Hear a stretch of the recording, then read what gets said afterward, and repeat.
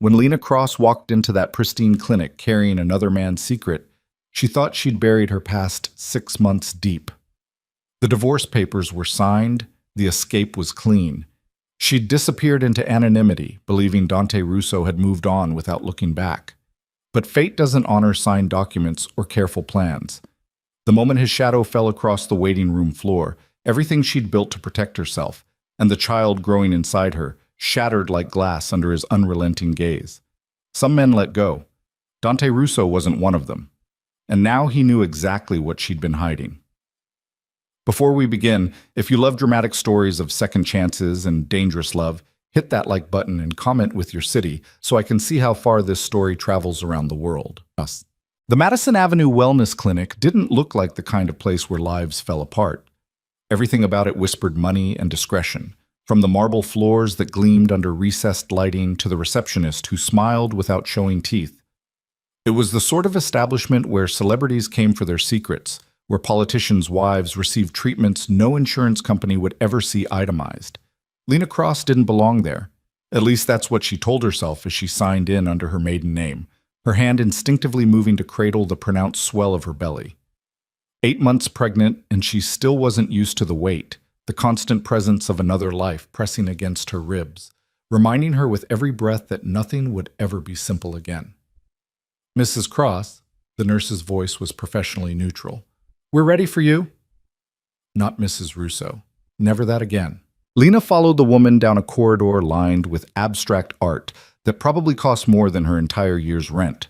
She'd chosen this clinic specifically because it was far from her old neighborhood, far from the world she'd fled 6 months ago when she'd signed divorce papers with shaking hands and walked away from the only man who'd ever made her feel both utterly safe and completely terrified.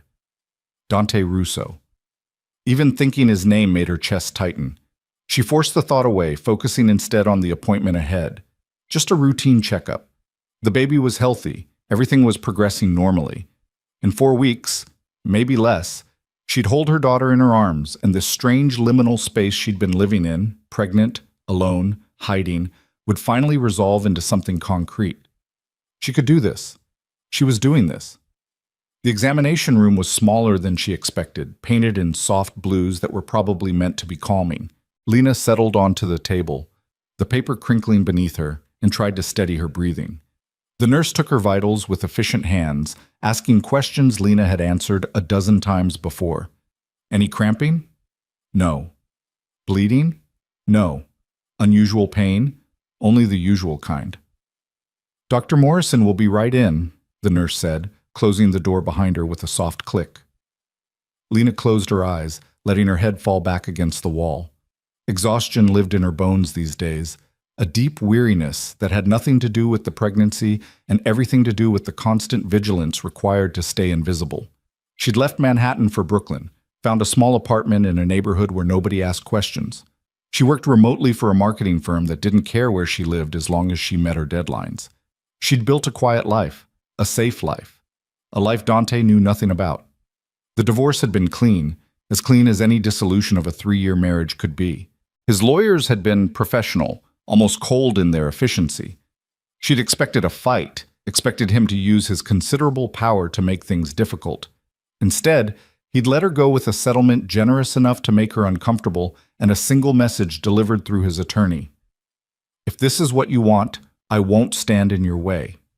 She'd told herself it was proof he'd never really cared, that their marriage had been exactly what it looked like from the outside, a transaction. He was Dante Russo, the man who owned half the commercial real estate in Manhattan, whose family name carried weight in circles Lena had never imagined existed before she met him. She was nobody.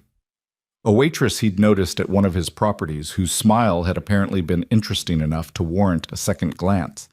Their courtship had been a whirlwind, 3 months from first meeting to wedding. She'd been 24 and stupid enough to believe that intensity meant love. It had taken her 2.5 years to understand the difference. The door opened, pulling Lena from her thoughts.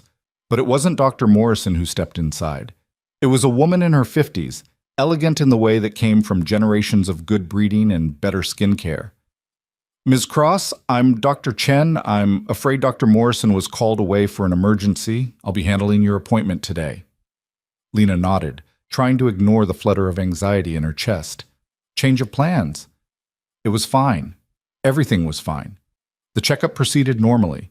Dr. Chen was thorough, professional, her hands gentle as she examined Lena's belly, measuring, pressing, listening to the baby's heartbeat through the Doppler. That sound, strong and steady, never failed to make Lena's throat tight with emotion.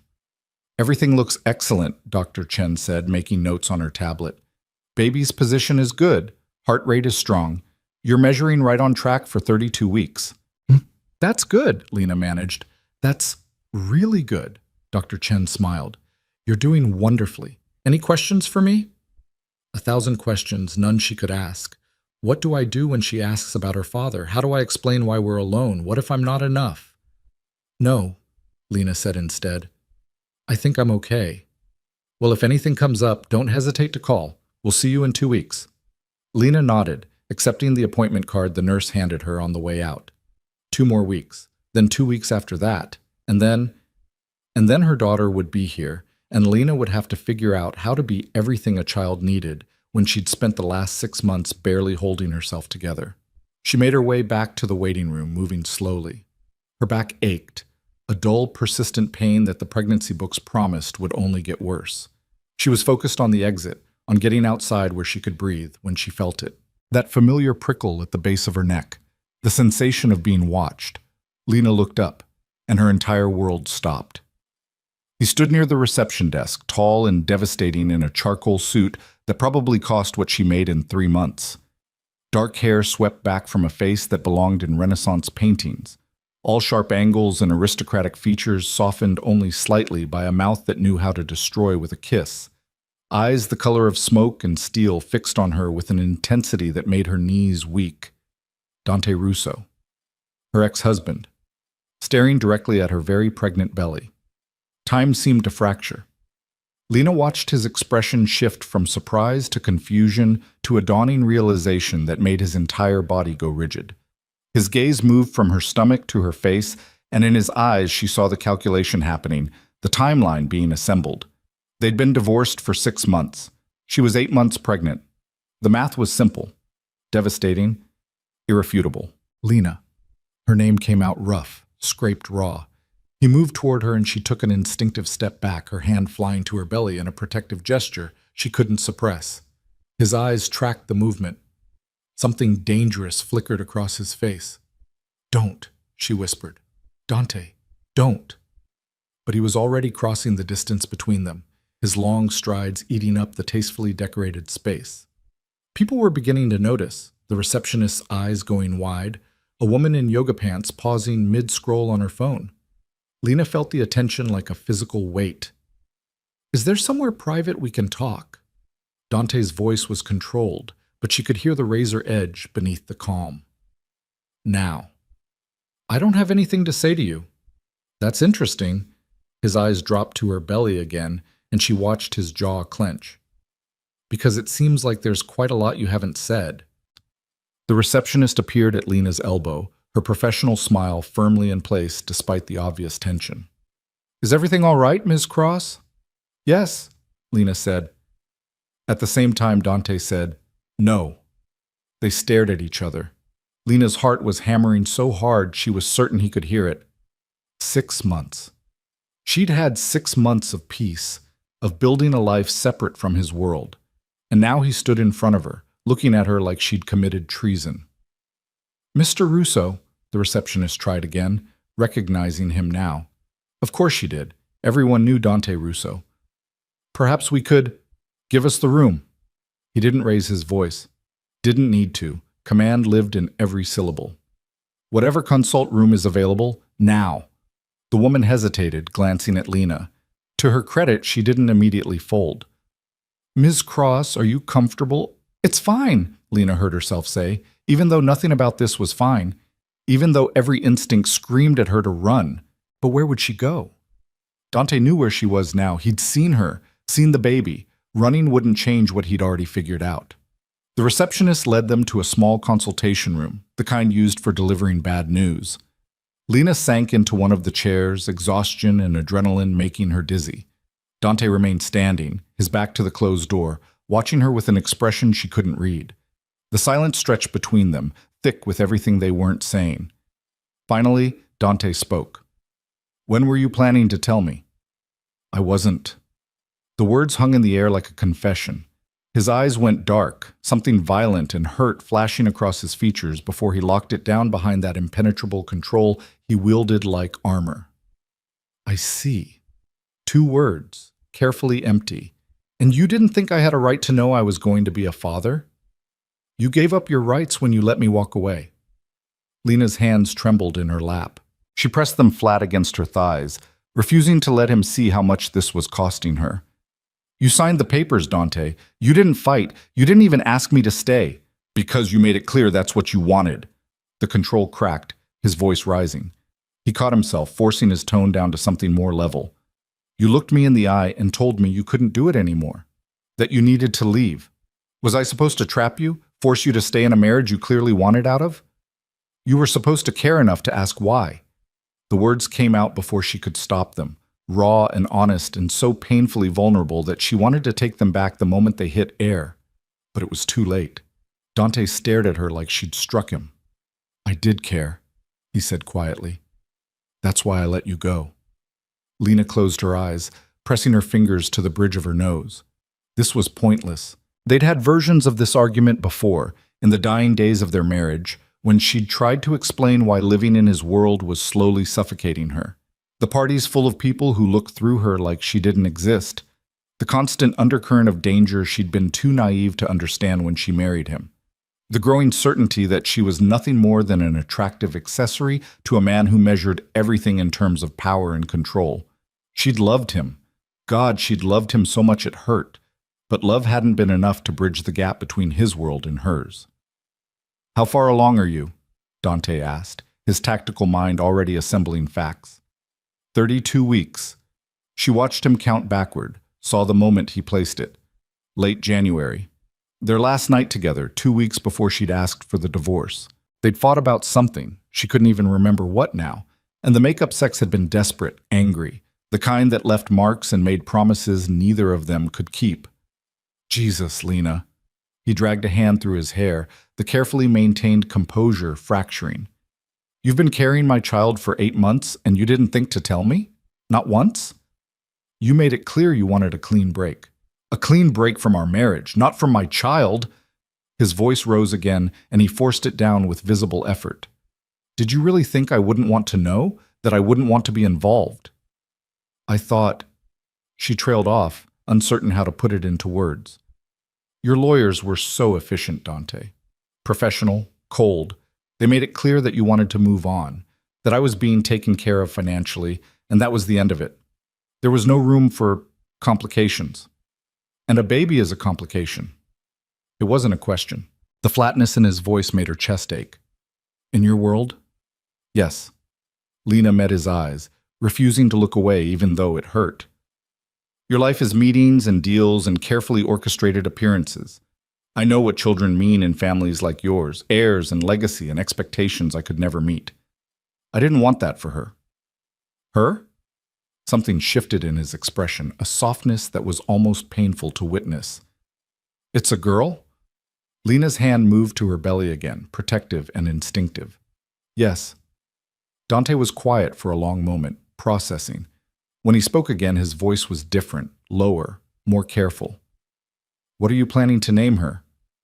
I don't know yet. A lie. She knew. She'd chosen the name months ago, written it in the baby journal her neighbor had given her, whispered it late at night when the loneliness felt like it might swallow her whole, but that felt too intimate to share, like offering up a piece of herself she needed to keep protected. Dante moved closer, pulling out the chair across from her and sitting down. It put them at eye level, close enough that she could see the exhaustion etched around his eyes, the tension in his jaw. He looked like he hadn't been sleeping well. The thought that he might have struggled even a fraction as much as she had these past months felt both satisfying and terrible.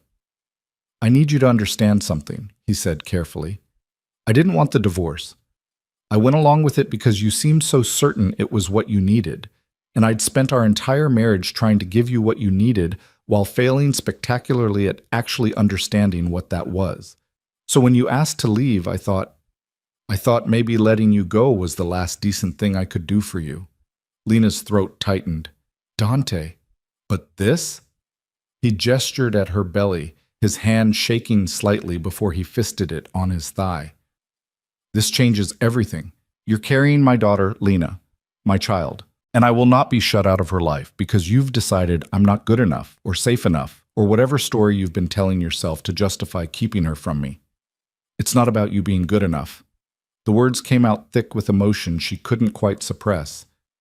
It's about keeping her safe. Safe from what? From me? His eyes went hard, dangerous. I would never hurt my own child. Not physically, but your world, Dante, the things you're involved in, the people you deal with. You think I don't know how to protect what's mine? He leaned forward, and despite herself, despite every rational reason to maintain distance, Lena felt the old pull toward him. That magnetic gravity he'd always had. The force that had drawn her in 3 years ago and never quite let go. I've built an empire on making sure my people are safe, on eliminating threats before they become problems. Did you really think I'd be less vigilant with my own daughter? That's exactly what I'm afraid of, Lena whispered. That she'll grow up in a world where threats need to be eliminated, where violence is just another business transaction. I don't want that for her. Dante sat back, studying her face with an intensity that made her want to look away. So your plan was what? Raise her alone? Let her grow up, never knowing her father? I plan to give her a normal life, stable, safe. And when she asks about me? When she wants to know why she doesn't have a father?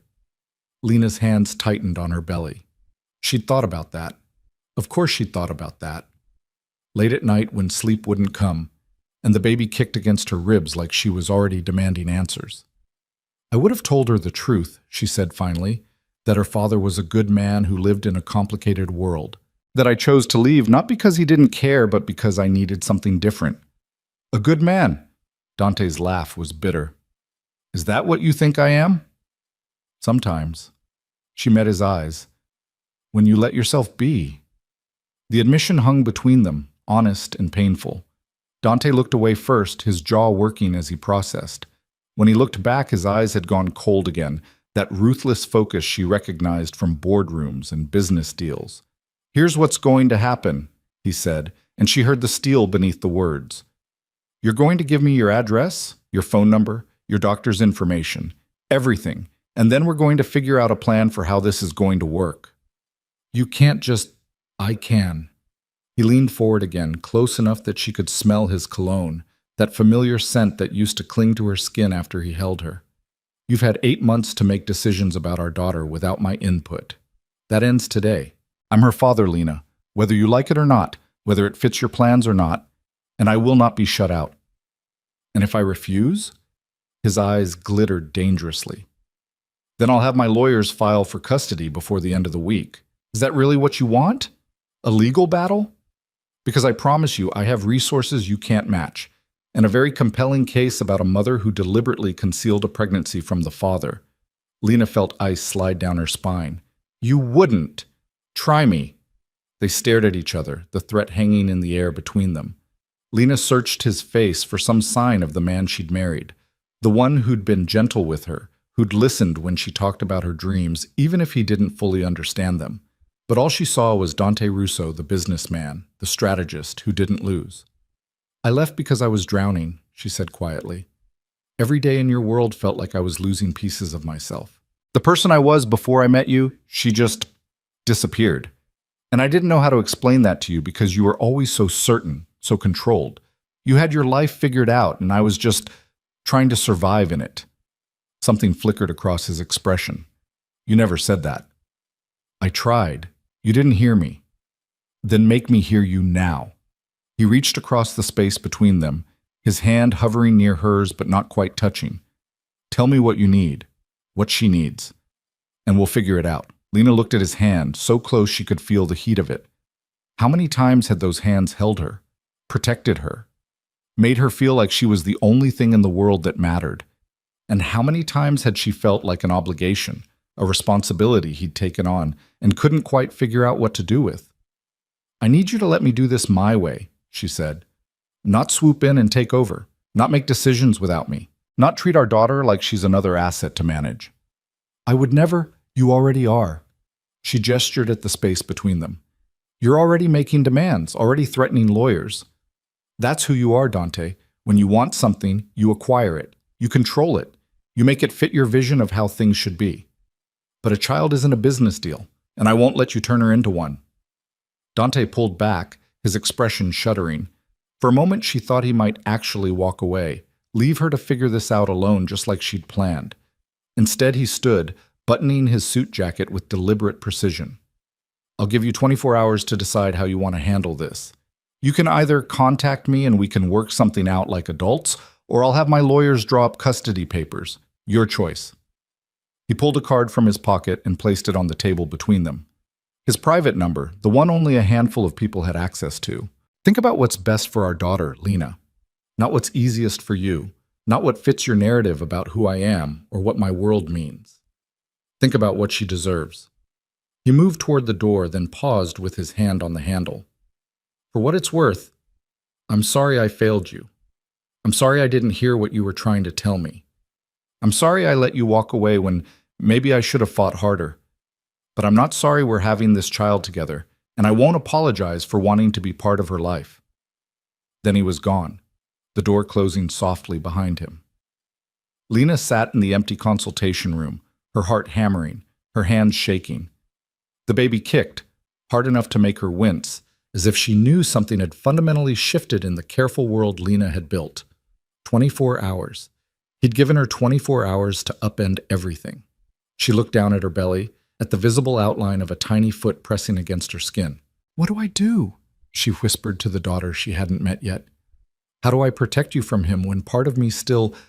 But she couldn't finish that sentence, couldn't acknowledge what still lived in her chest despite everything, despite the months apart, despite all the very good reasons she'd left. Her phone buzzed. A text from an unknown number. I meant what I said. 24 hours. Don't make me be the bad guy in this, Lena. We both know I can be when I need to be. She stared at the words, at the implicit threat wrapped in reasonable language. Classic Dante. Give her a choice while making it clear there was really only one acceptable answer. The baby kicked again, more insistent this time. I know, Lena murmured, her hand moving in soothing circles over her belly. I know, sweet girl. Everything just got very complicated. She stood slowly, gathering her things, trying to think through her options. She could call her lawyer, see if there was any way to fight this. But Dante was right. He had resources she couldn't match. More than that, he had a legitimate claim. She'd kept his child from him. No court would look kindly on that. She could run again, disappear more thoroughly this time, but that felt impossible now, exhausting in a way she couldn't afford. She was weeks away from giving birth. She needed stability, support, medical care. Running would put both her and the baby at risk. Or she could do what he asked. Contact him. Try to work something out. Try to build some kind of co-parenting relationship with her ex-husband, despite the fact that seeing him for 10 minutes had left her emotionally shredded. Lena made her way out of the clinic, squinting against the late afternoon sun. The city hummed around her, traffic and voices and the constant pulse of millions of lives intersecting and diverging. 6 months ago, she'd thought she could just slip into that current and disappear. Build a new life where her history didn't matter. But history, she was learning, had a way of tracking you down. She was halfway to the subway when she felt it again, that prickle of awareness. She turned, scanning the street, and saw him immediately. Dante stood beside a black town car, his driver holding the door open. He was watching her with an expression that made her breath catch, something raw and almost vulnerable beneath the usual control. Their eyes met across the distance. He didn't move, didn't approach, just watched her, waiting. Lena tightened her grip on her bag and turned toward the subway entrance. She heard the car door close, heard the engine start. When she glanced back, he was gone. But his card was still in her pocket, and she had 24 hours to decide what came next. Lena didn't sleep that night. She lay in her small Brooklyn apartment watching shadows move across the ceiling while her daughter performed gymnastics against her ribs. Every time she closed her eyes, she saw Dante's face in that consultation room. The shock, the anger, the hurt he'd tried so hard to hide behind that impenetrable control. 24 hours. The deadline ticked away like a bomb in her chest. By morning, she'd made her decision. Not because she wanted to, but because she was out of options. She picked up her phone 3 times before finally typing out a message to the number he'd texted from. "We need to talk. But not at your office. Somewhere neutral." His response came within 30 seconds. Prospect Park. The boathouse. 1 hour. Of course he'd choose somewhere public, somewhere she couldn't make a scene, couldn't walk away easily. Dante thought of everything. Lena dressed carefully, choosing clothes that made her feel armored despite her unwieldy body. A black dress that accommodated her belly, her good coat, boots that were practical but polished. If she was going to negotiate the terms of her surrender, she'd do it looking like she had some control left. The park was beautiful in early autumn, trees just beginning to turn gold and crimson. Lena walked slowly, her hand pressed to her lower back where the ache had become constant. She spotted Dante before he saw her, standing near the water's edge in jeans and a dark sweater that made him look younger, less like the corporate titan and more like the man she'd fallen for 3 years ago. He turned as she approached, and something in his expression made her steps falter. He looked exhausted, shadows under his eyes that matched her own. "You came," he said, and she heard the relief beneath the words. "You didn't give me much choice." "I gave you exactly one choice. You could have ignored me." He gestured to a nearby bench. "Please, sit. You look tired." "I am tired." But she sat anyway, grateful to get off her feet. "I've been tired for 8 months." Dante settled beside her, careful to leave space between them. They sat in silence for a moment, watching ducks paddle across the pond. It felt surreal, this quiet domestic scene, when everything between them was fractured and sharp. "I need to apologize," Dante said finally, "for yesterday, for threatening you with lawyers. That was—" He paused, searching for words. "That wasn't my finest moment." Lena looked at him, surprised. Dante didn't apologize often. When he did, it meant something. "You were angry," she said quietly. "I don't blame you for that." "I was furious."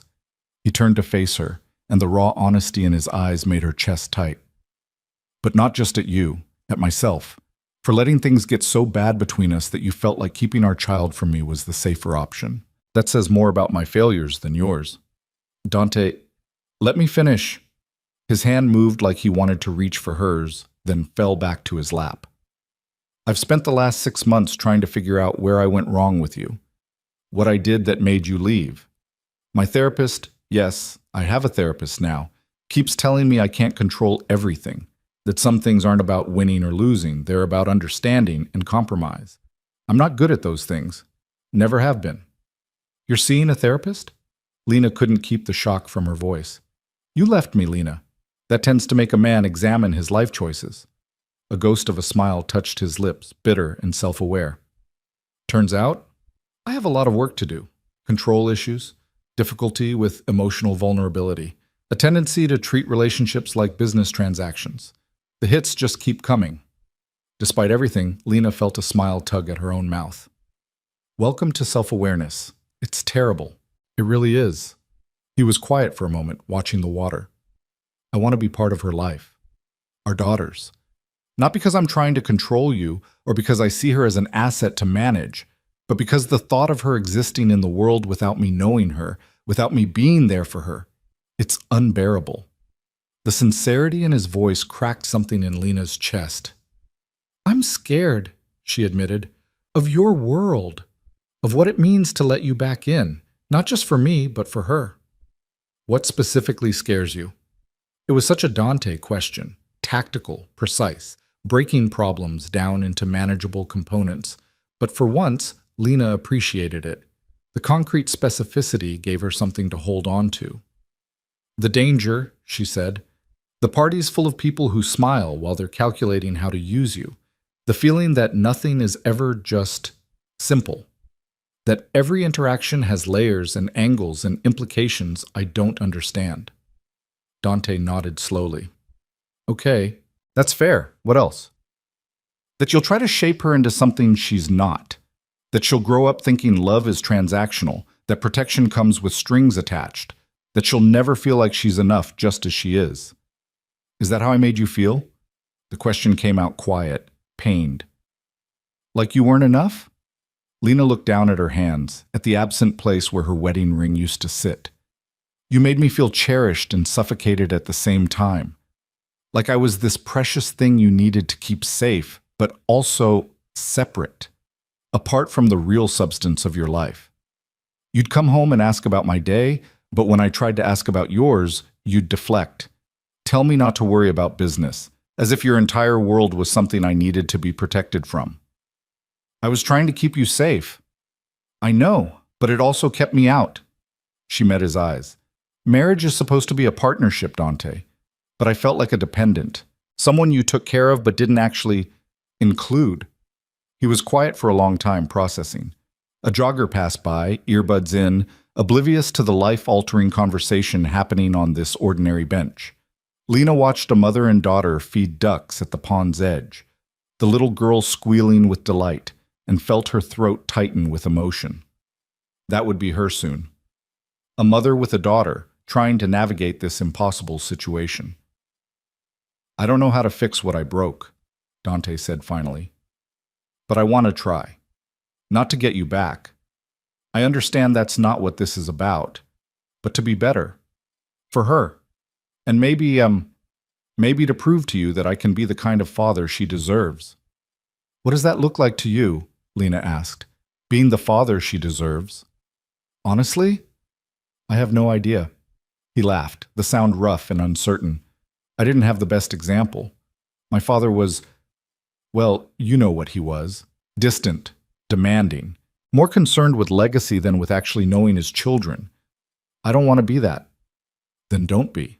It's not that simple, isn't it? Lena shifted on the bench, trying to ease the pressure on her back. You're one of the most disciplined people I know. You decide what you want and you make it happen. So decide that you're going to be different, be present, be available. Actually listen when she talks to you instead of already planning your response. Dante's jaw tightened. Is that what I did with you? Sometimes. She softened her tone. Not always. There were moments when you were completely there, when I felt like I was the only person in your universe. But they got rarer as time went on. Like you were always thinking 3 steps ahead, always managing the next crisis, and I was just waiting for you to come back to me. Jesus, Lena. He dragged a hand through his hair, that rare gesture of frustration. Why didn't you tell me this before? Why let it build until you had to leave? I tried. You didn't hear me. Then I'm listening now, really listening.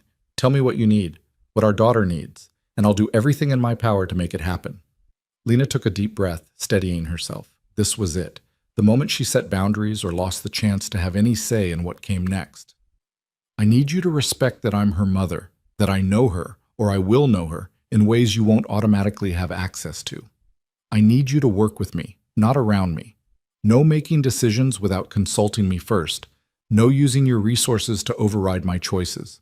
We do this together, or we don't do it at all. Agreed.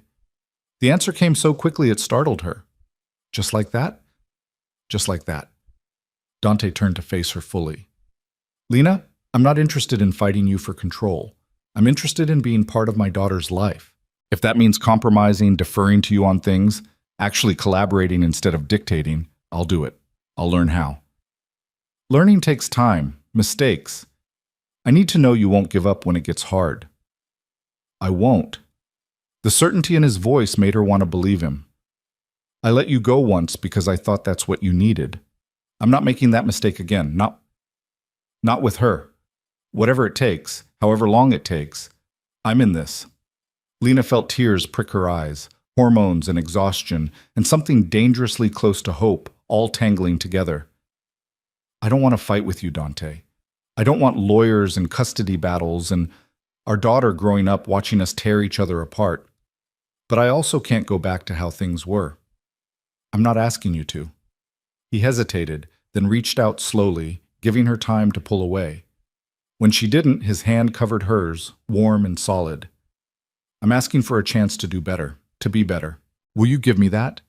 His thumb brushed across her knuckles, the gesture so familiar it hurt. How many times had he held her hand like this?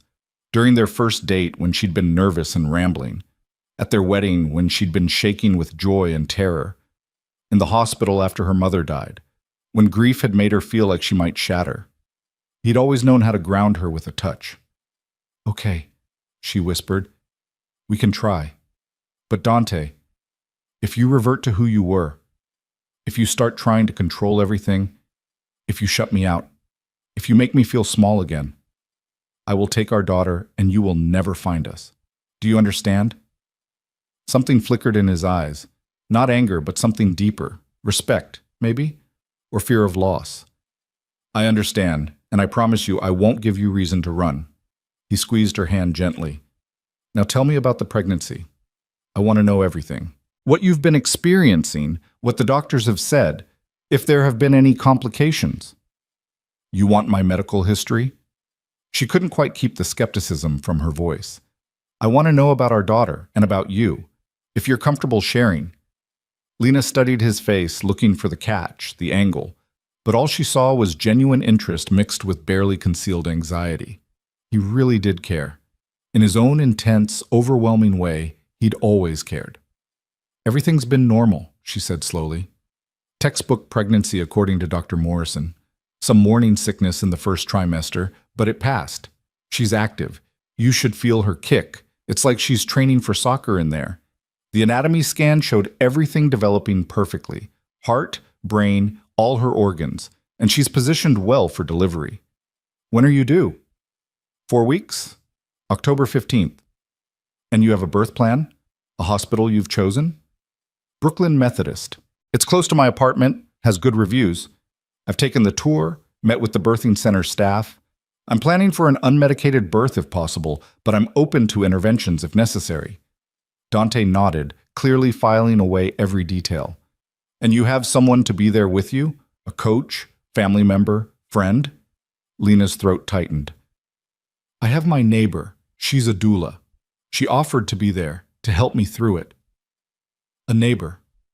His voice was carefully neutral, but she heard the hurt beneath it. "Not the baby's father. You gave up your right to that role when you signed the divorce papers." "No." The word came out firm, definitive. "I gave up my right to be your husband. I never gave up being her father. I just didn't know I was one. That changes now. I want to be there, Lena. When she's born, I want to be the first person she sees besides you." "Dante, please." He turned her hand over, his thumb pressing against her palm. "I've already missed 8 months. Her first movements, hearing her heartbeat for the first time, seeing her on the ultrasound. I know that's my fault for not fighting harder for our marriage, but don't take this from me too. Let me be there when she comes into the world." Lena felt her resistance crumbling. She'd imagined her neighbor Martha in the delivery room, holding her hand, coaching her through contractions. It would be enough. It would be fine. But having Dante there, the father of her child, the man she'd loved despite everything, that would mean something different, something she wasn't sure she was ready for. "I need to think about it," she said finally. "That's fair." He withdrew his hand, leaving her palm cold.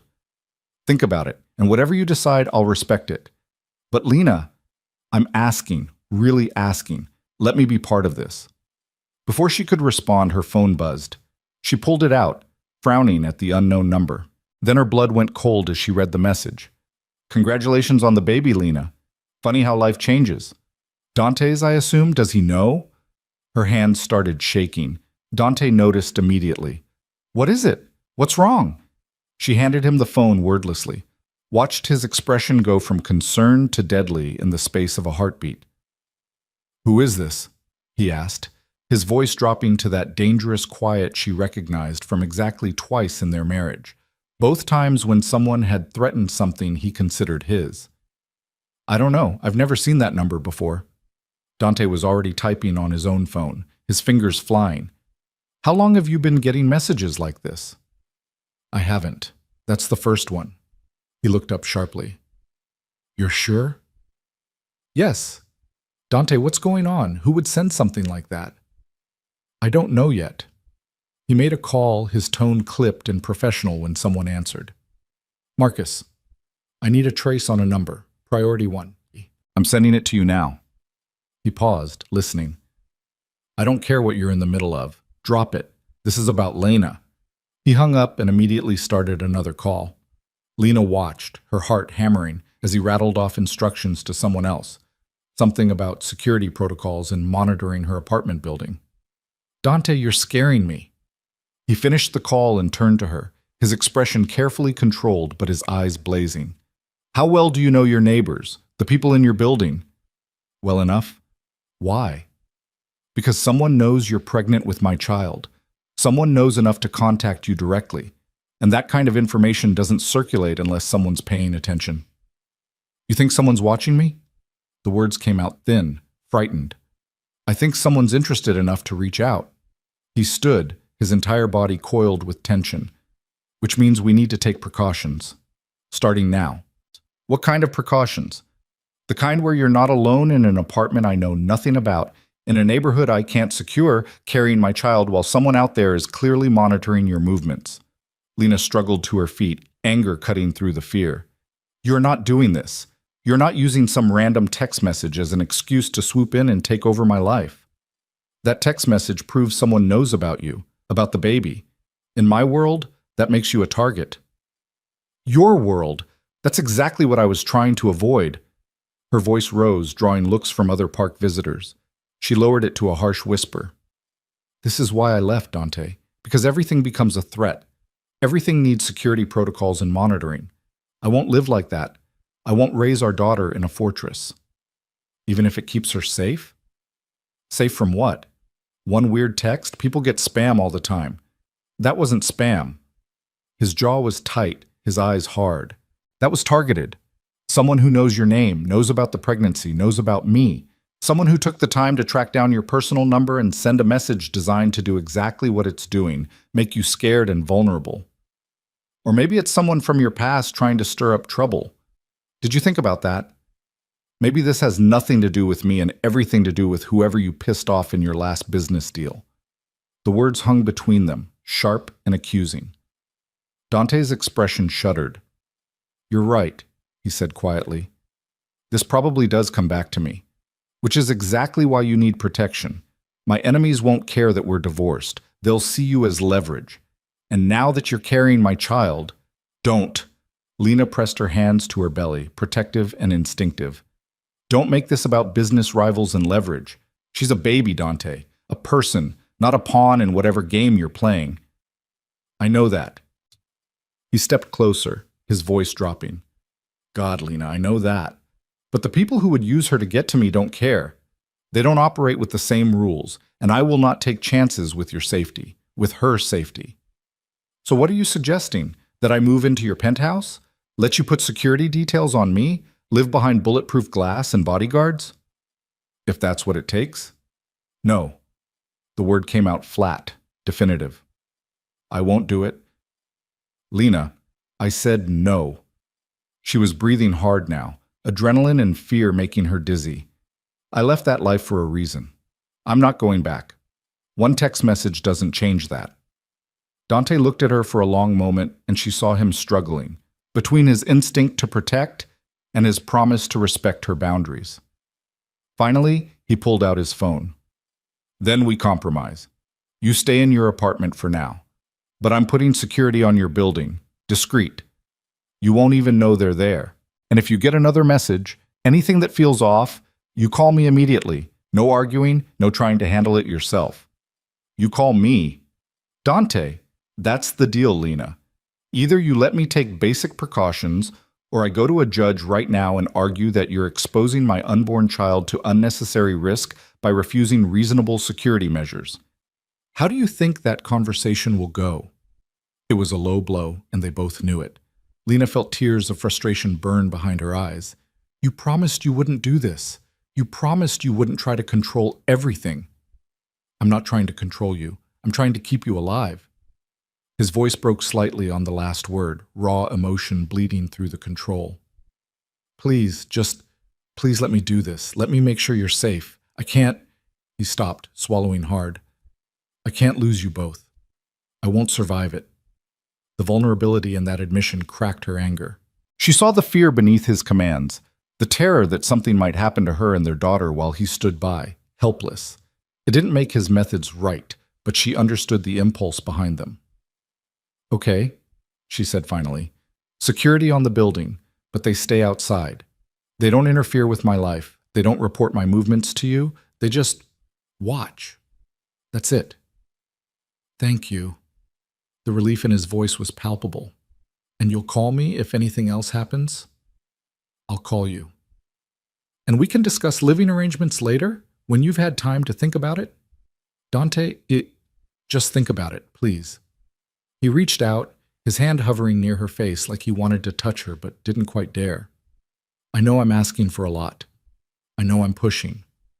But Lena, the thought of you being vulnerable, of something happening to you or our daughter because I wasn't there to protect you, it's unbearable.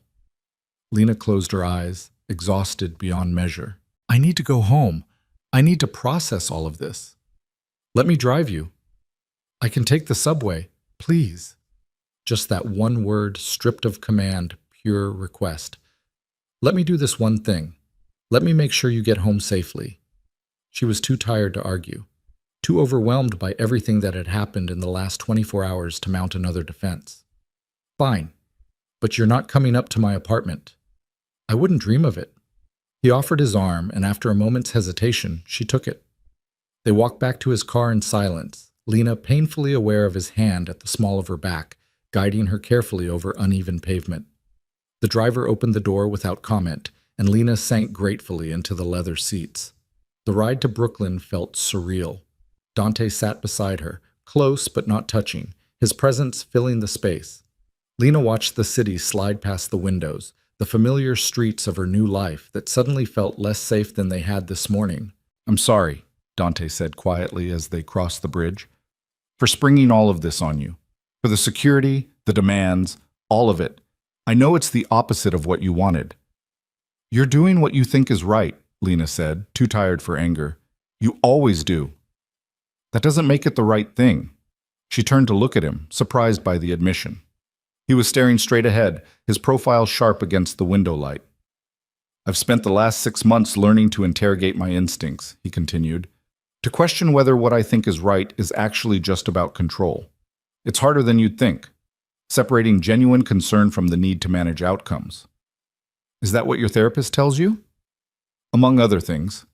A ghost of a smile touched his lips. She's brutally honest. I hate it. But I keep going back because apparently that means it's working. Despite everything, Lena felt warmth bloom in her chest. The fact that he was trying, that he was willing to examine himself this way, it meant something. I'm proud of you, she said softly, for doing the work. It's not easy. Neither is being without you. The words slipped out before he could stop them. He looked at her, raw honesty in his eyes. I miss you, Lena. Every day. Not just the big things, but the small ones. Coffee in the morning, your terrible singing in the shower, the way you'd fall asleep during movies and deny it when I called you out. I miss all of it. Lena's throat tightened. Dante, I'm not trying to manipulate you. I wanted you to know that letting you go was the hardest thing I've ever done. And if I could go back, if I could do things differently, I would. He paused. But I can't. So all I can do is try to be better going forward. For you, for our daughter, for myself. The car pulled up outside her building, a modest brownstone in Park Slope, nothing like the luxury penthouses Dante inhabited. He looked out the window, taking in the neighborhood with an assessing gaze she recognized. This is nice, he said. Good area, close to the park. It's home. Lena gathered her bag, preparing to leave. Thank you for the ride. Lena. He caught her hand before she could open the door. I know you don't trust me right now. I know I have to earn that back. But I meant what I said. I'm not going anywhere. Whatever it takes, however long it takes. I'm here. She looked down at their joined hands, at the way his fingers threaded through hers like they'd been designed to fit together. I'm not ready to trust you yet, she admitted. But I'm willing to see if you can prove me wrong. That's all I'm asking for. He raised her hand to his lips, pressing a kiss to her knuckles that made her breath catch. Call me if you need anything, even if it's just to tell me I'm being overbearing. I can take it. I know you can. She pulled her hand away gently, kneading the distance. Goodbye, Dante. Not goodbye. I'll see you soon. She climbed out of the car, feeling his eyes on her as she made her way up the front steps. Only when she was inside with the door closed did she hear the car pull away. Lena made it to her apartment before her knees gave out. She sank onto the couch, her hands shaking, the baby doing acrobatics that would have been uncomfortable if she wasn't so numb with shock. Her phone buzzed. Another message from the unknown number. "He's watching you now. Good. You're going to need protection for what's coming." This time, Lena called Dante immediately. He answered on the first ring. "What happened?" Another message. Her voice shook despite her best efforts to control it. "Dante, I'm scared. I'm on my way back. Don't open the door for anyone except me. The security team is already in position. They'll make sure no one gets to you." "What's happening? Who is this?" "I don't know yet." His voice was hard, cold with fury. "But I'm going to find out. And Lena? They've made a very serious mistake by threatening you." The line went dead. Lena sat in her quiet apartment, one hand on her belly, and waited for the storm she'd tried so hard to escape to come crashing back into her life. Dante arrived within 20 minutes, which meant he'd broken every traffic law between Manhattan and Brooklyn. Lena heard his footsteps on the stairs before his knock. 3 sharp raps that somehow conveyed both urgency and restraint. She opened the door to find him flanked by 2 men in dark suits who radiated the kind of quiet competence that came from military training. Dante's eyes swept over her, cataloging every detail like he was checking for damage. "You're okay," he said, and it wasn't quite a question. "Physically, yes." Lena stepped back to let him in, acutely aware of how small her apartment must seem to him. The entire space could probably fit in his living room. Emotionally is a different story. The 2 men remained in the hallway. Dante closed the door, then immediately began moving through the apartment with methodical precision, checking windows, examining sight lines, his expression growing darker with each discovery. "This building has no security," he said flatly. "The front door doesn't even lock properly. Anyone could walk in. It's Brooklyn, not a war zone. It might as well be right now." He pulled out his phone, typing rapidly. "I'm having proper locks installed tomorrow.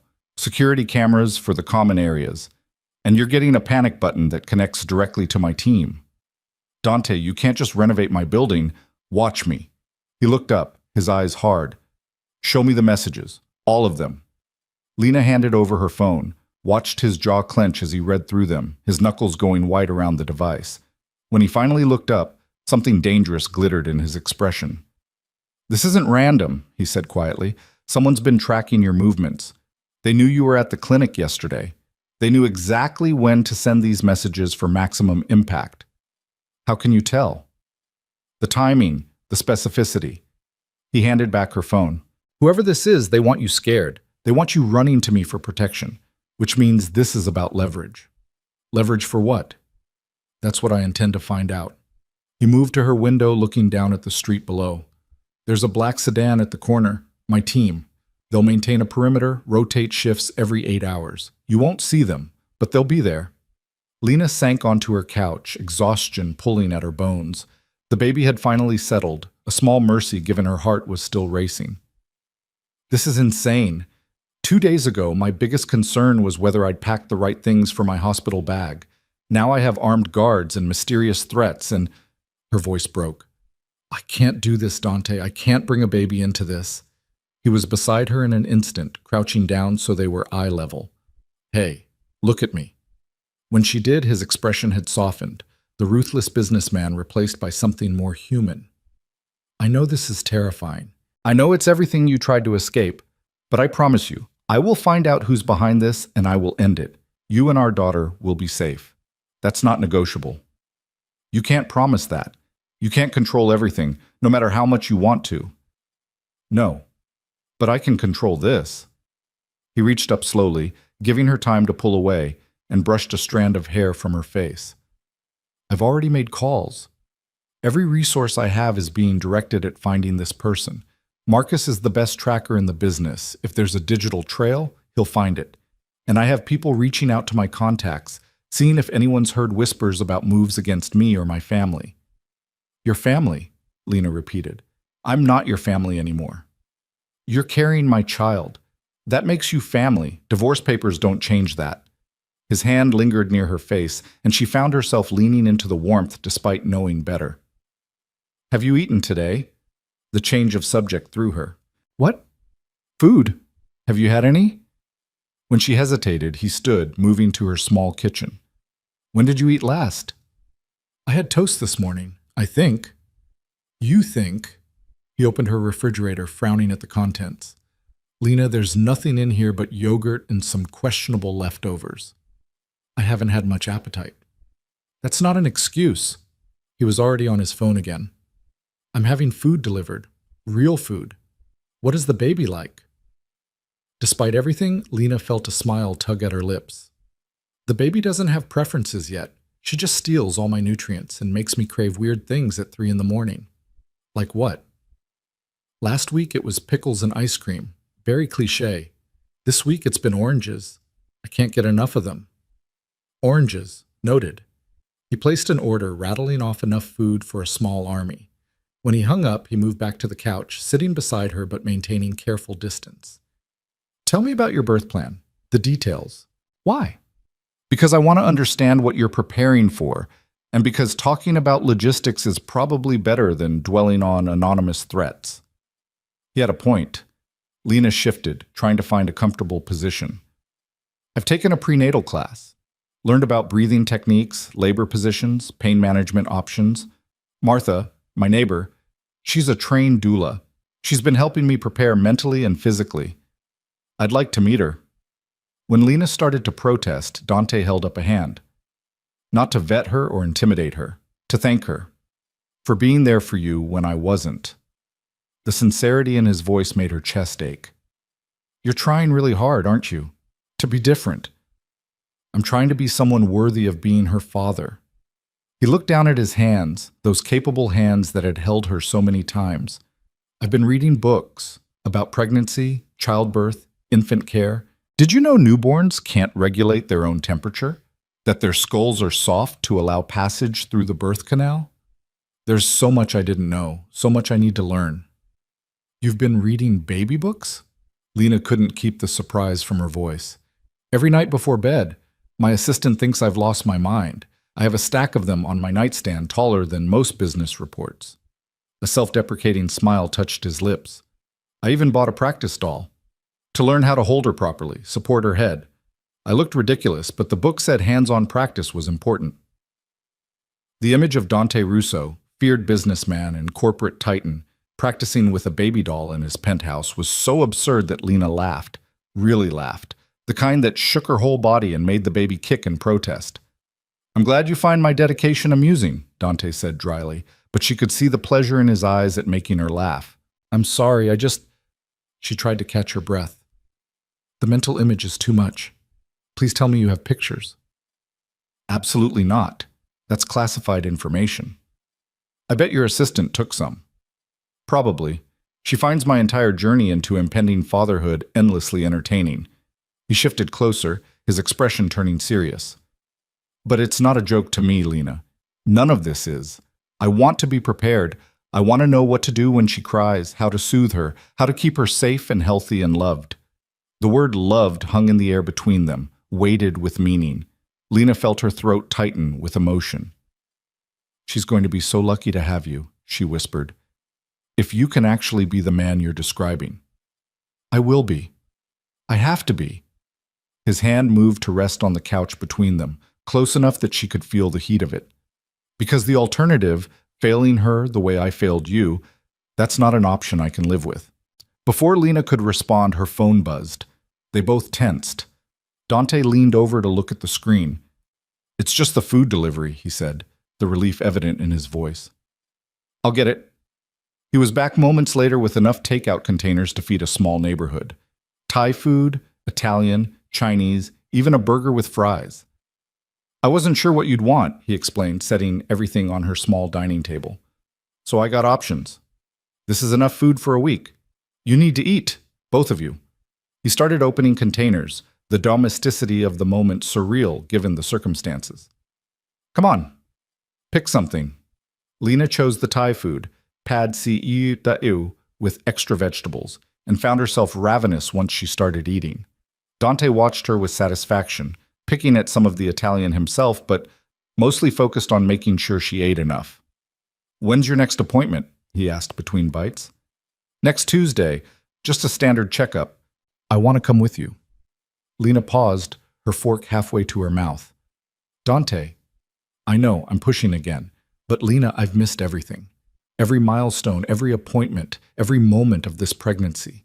Please, let me be there for this one thing. Let me hear her heartbeat, see her on the ultrasound if they do one. Let me start being present." She studied his face, searching for the angle, the manipulation, but all she saw was raw hope mixed with fear of rejection. This was costing him, she realized, asking instead of demanding, being vulnerable instead of controlling. "Okay," she said finally, "you can come, but you let me do the talking. You're there to observe, not to interrogate my doctor or try to take over my medical care." "Deal." The relief in his smile was genuine. "Thank you." They ate in companionable silence for a while, the only sounds the quiet clink of utensils and the ambient noise of the city outside. Lena found herself relaxing despite everything, lulled by the simple act of sharing a meal with someone who wasn't asking anything of her in that moment. "I've been thinking about names," Dante said eventually, his tone careful, like he was testing dangerous waters. "For our daughter. Do you have any preferences?" Lena's hand moved to her belly, protective and instinctive. She'd been holding the name close, a secret between her and the child she hadn't met yet. Sharing it with Dante felt like surrendering something precious. But he was her father. He deserved to be part of this. "Sophia," she said quietly. "I've been thinking about Sophia. It means wisdom." Dante went very still. When he spoke, his voice was rough with emotion. "Sophia was my grandmother's name, my father's mother. She died when I was 8, but she was the only person in that house who made me feel like I mattered for who I was, not what I'd become." "Didn't know that." Lena felt tears prick her eyes. "I just like the name, the way it sounds, what it means. It's perfect." He looked at her with such naked gratitude that she had to look away. "Sophia Russo, our daughter." "Sophia Cross Russo," Lena corrected gently. "She gets both our names. She belongs to both of us." "Sophia Cross Russo," Dante repeated, testing the name. "Yes, that's right. That's perfect." Her phone buzzed again. This time, both of them flinched. Dante grabbed it before she could, his expression darkening as he read. "What does it say?" Lena asked, her appetite vanishing. "Enjoying your dinner? He can't protect you forever. There are always cracks in the armor." Dante's jaw clenched. "They're watching right now. They saw the food delivery." Fear sliced through Lena, cold and sharp. "They're here? Outside?" Apparently. Dante was already on his phone, barking orders to someone. "I want a full sweep of the area. Every building, every rooftop, every vehicle. Someone is close enough to see this apartment, and I want them found. Now." He hung up and moved to the window, careful to stay to the side. "Don't stand near the windows until we know where they are."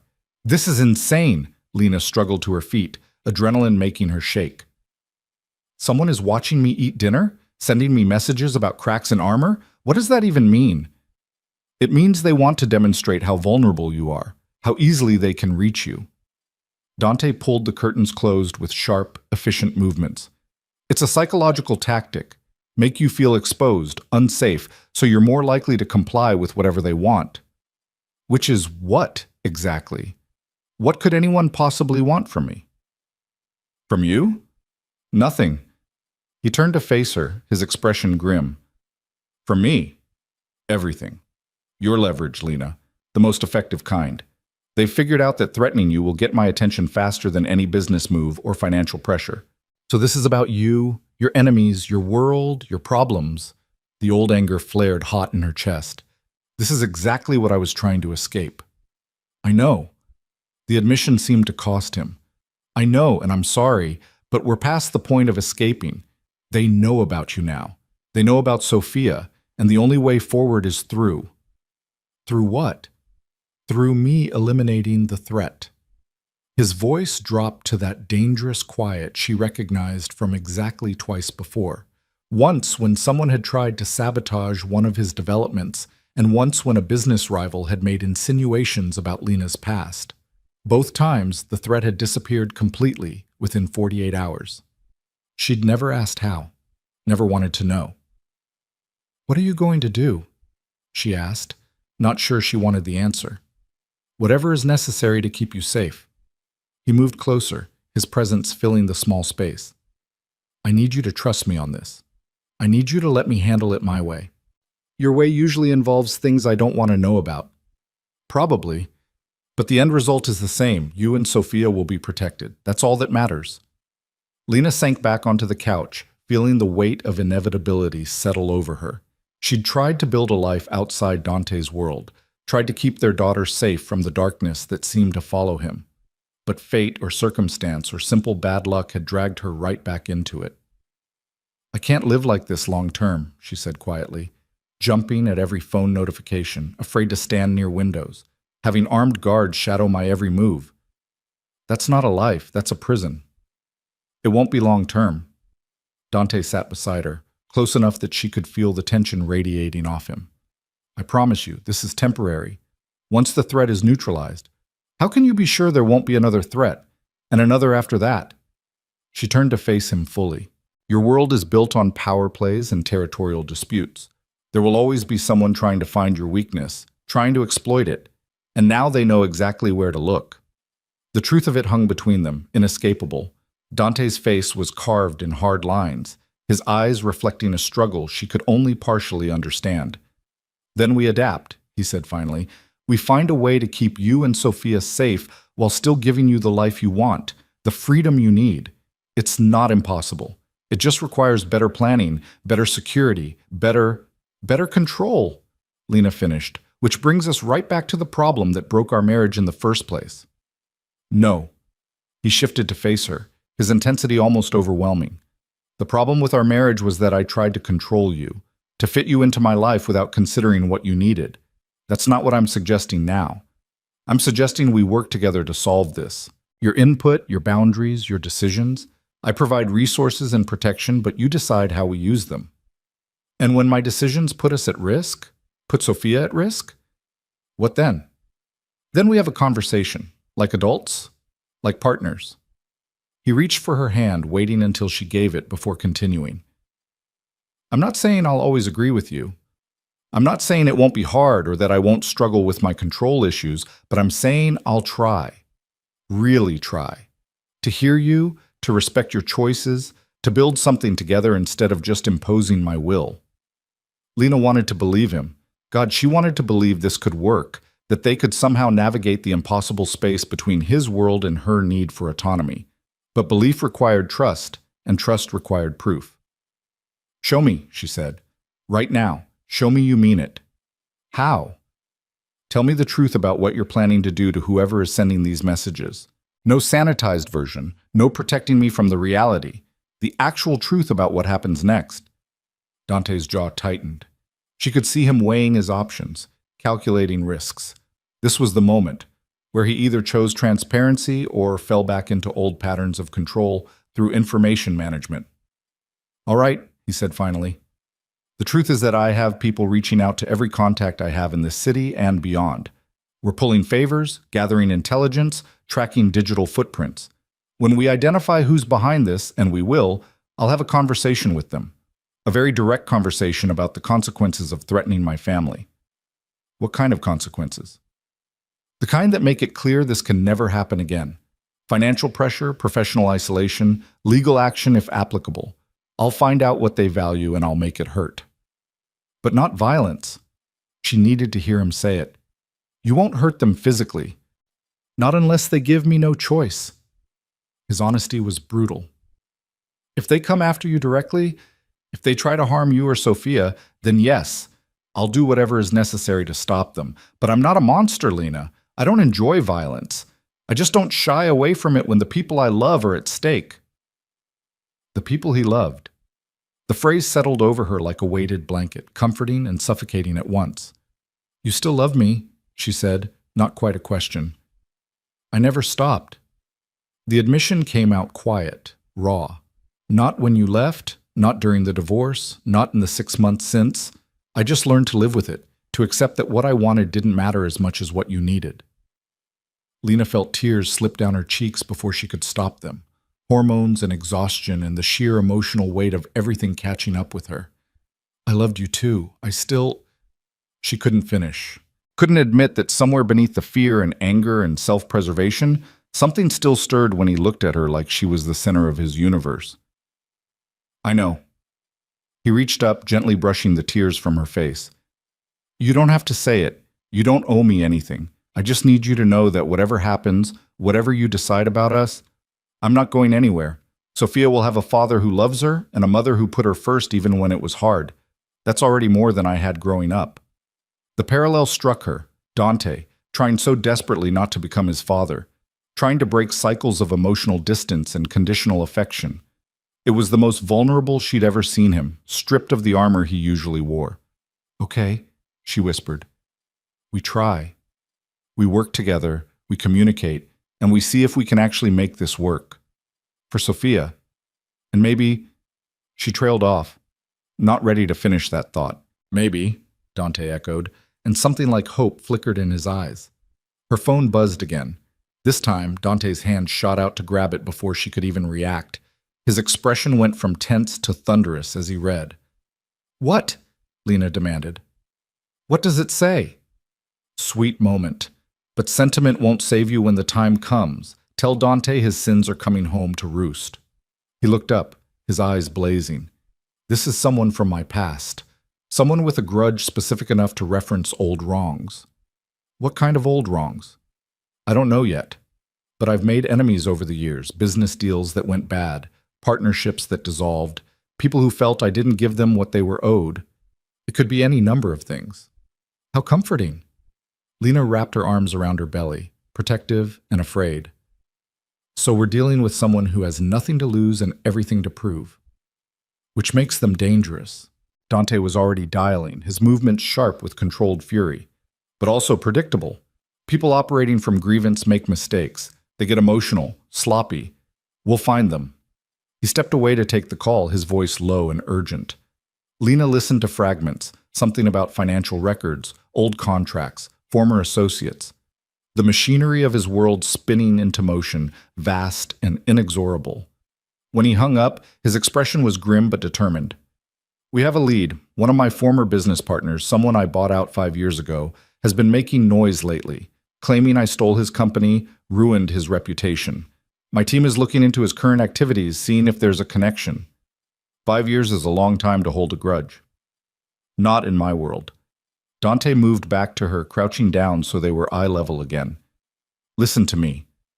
I know this is overwhelming. I know it's terrifying and not what you signed up for. But I need you to stay strong just a little longer. Can you do that? For Sophia? Lena looked into his eyes. Those gray eyes that had captivated her from the first moment, that held storms and steel and something softer she'd almost forgotten existed. She thought about the baby growing inside her, about the life she'd imagined for them. Quiet and safe and simple. That life had been a fantasy. The reality was sitting in front of her, complicated and dangerous, and offering something she'd thought impossible, a genuine partnership with the man she'd loved enough to marry and feared enough to leave. I can stay strong, she said. But Dante, when this is over, when whoever is behind this is dealt with, we need to have a serious conversation about what comes next. About how we build a life that doesn't require armed guards and constant vigilance. Because I meant what I said. I won't raise Sophia in a fortress. When this is over, Dante promised, we'll build whatever life you want. Together. I swear it. He sealed the promise with a kiss to her forehead, gentle and reverent. Lena closed her eyes, letting herself lean into him for just a moment. Letting herself believe that maybe, impossibly, they could find a way through the darkness into something better. Her phone stayed silent for the rest of the night. Dante's team maintained their perimeter, invisible guardians against threats she couldn't see. And somewhere out there, someone was watching, waiting, preparing their next move. But for now, in this small apartment in Brooklyn, Lena let herself rest. Let Dante stay, sitting vigil in the chair across from her couch. Let herself believe that maybe she wasn't as alone as she'd thought. Sophia kicked, strong and insistent, and Lena smiled despite everything. Whatever came next, whatever dangers lurked in the shadows, her daughter was already a fighter, already strong. She'd need to be. Because the storm brewing around them was far from over. Lena woke to the smell of coffee and the sound of low voices in her kitchen. For a disoriented moment, she forgot where she was, forgot everything that had happened. Then reality crashed back and she sat up too quickly, making her head spin. Easy. Dante appeared in the doorway, concern etched across his features. You need to move slower. Here, I made you tea. Caffeine-free, like the book said. She accepted the mug, staring at him in confusion. He looked rumpled, his shirt wrinkled and his jaw dark with stubble, like he'd been up all night. Did you sleep at all? She asked. A few hours in the chair. He gestured to the armchair across from the couch where she'd fallen asleep. I wanted to stay close, in case anything happened. Dante, you can't just camp out in my apartment. I had Marcus come by an hour ago. We have a positive ID on our threat. His expression hardened. It's exactly who we suspected. Vincent Carrera, the partner I bought out 5 years ago. Lena set down her tea, her hand suddenly unsteady. And he's been nursing his grudge all this time, lost his wife in the divorce, lost his standing in the business community, lost everything he thought defined him. He blames me for all of it. Dante moved to sit on the coffee table in front of her, close but not crowding. His financials show he's nearly bankrupt, desperate, which makes him unpredictable. What does he want? Money, probably. Or revenge. Maybe both. Dante's jaw clenched. He's been surveilling you for at least 2 weeks, ever since he found out about the pregnancy. We tracked his movements through traffic cameras and credit card receipts. He's been following you, learning your routine. Ice slid down Lena's spine. 2 weeks? He's been watching me for 2 weeks and I didn't notice? You had no reason to be looking for surveillance. That's on me. The guilt in his voice was palpable. I should have had protection on you from the moment we divorced. Should have anticipated that someone might try to use you against me. You couldn't have known I was pregnant. No, but I knew you were important to me. That should have been enough. He reached for her hand, his thumb brushing across her knuckles. I'm not making that mistake again. From now until this is resolved, you don't go anywhere without protection. And I mean anywhere, Lena. She wanted to argue, to push back against the restrictions, but fear overrode pride. Someone had been following her, watching her daily life, learning when she was most vulnerable.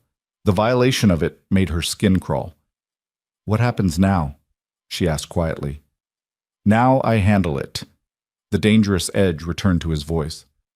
I'm meeting with Carrera this afternoon, making it very clear that coming after you was the worst decision he's ever made. Alone? Dante, if he's desperate, I won't be alone.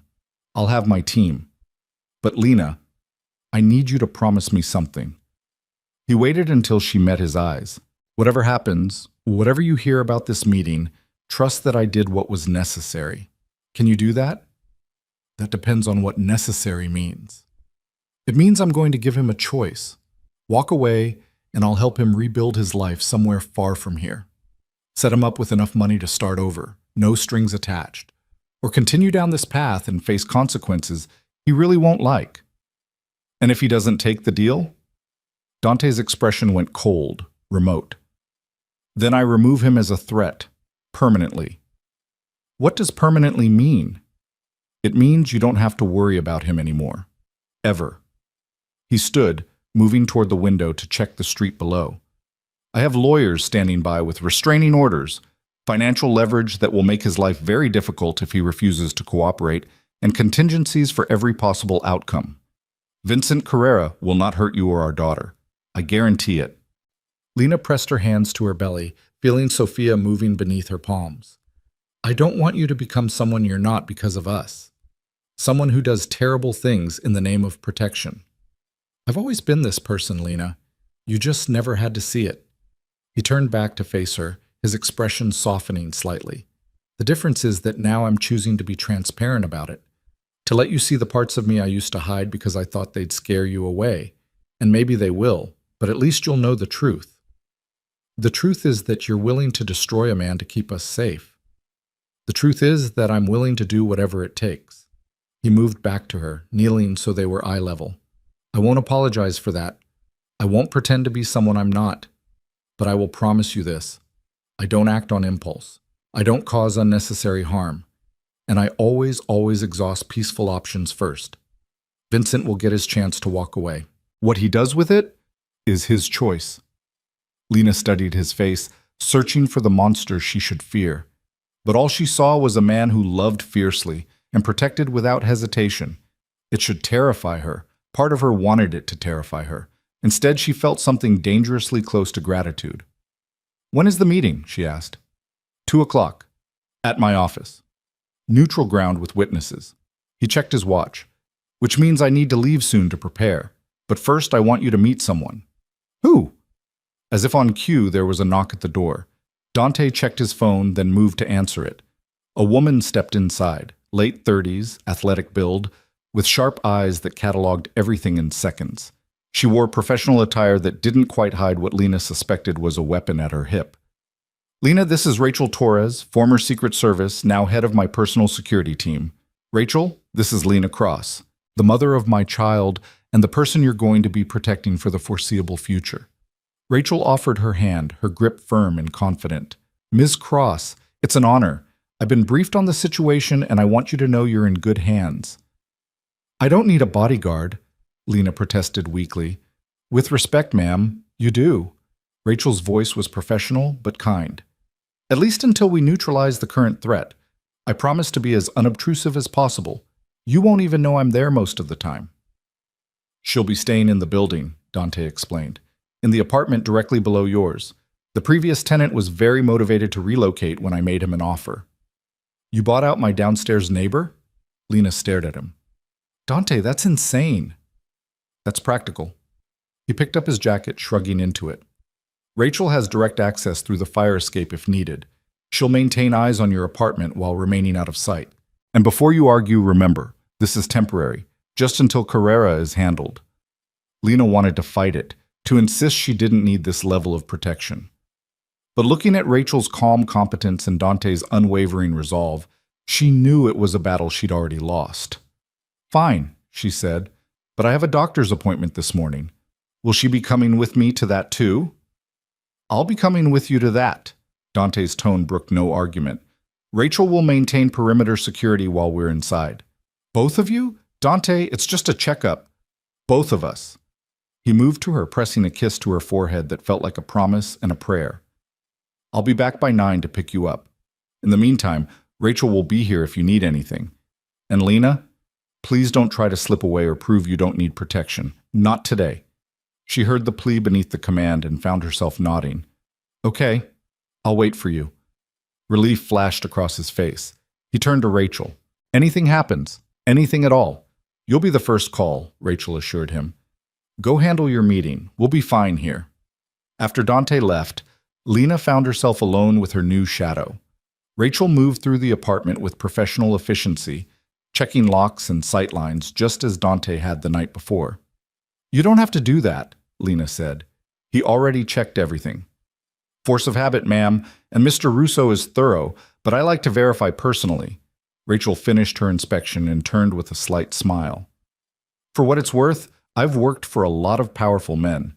Dante Russo is one of the good ones. He threatened a man yesterday, with lawyers and worse. He protected you yesterday. There's a difference. Rachel settled into the chair Dante had occupied all night.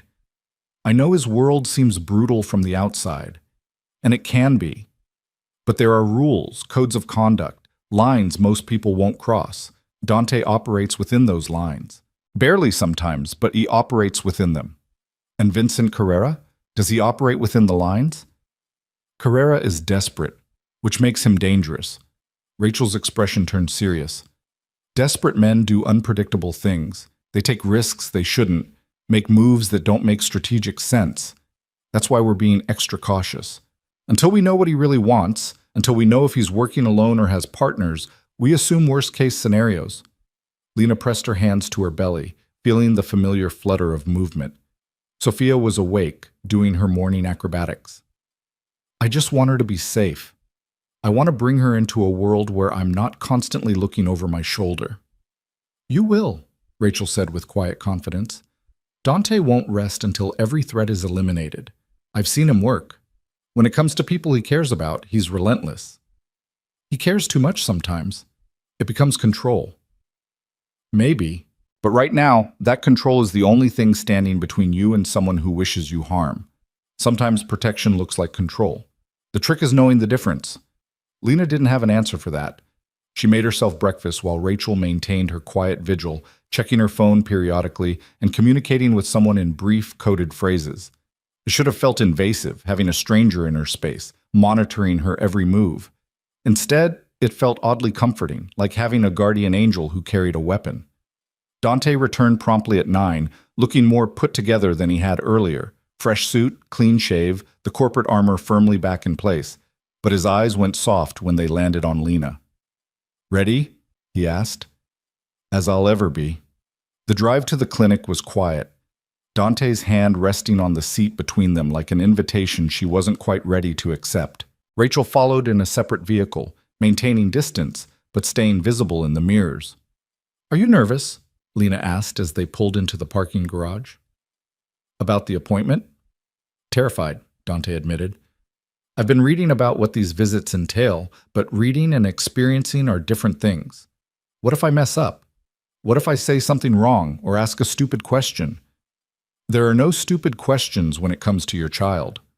Lena felt a smile tug at her lips despite everything. "And besides, I'll be there. We'll figure it out together." "Together," he echoed, and something in his expression made her chest tight. Dr. Chen greeted them with professional warmth, her eyes flickering with interest when Dante introduced himself as the baby's father. If she recognized his name or found it odd that he was suddenly present after months of Lena coming alone, she didn't comment. "Everything looks good," Dr. Chen said after the examination. "Baby's position is excellent.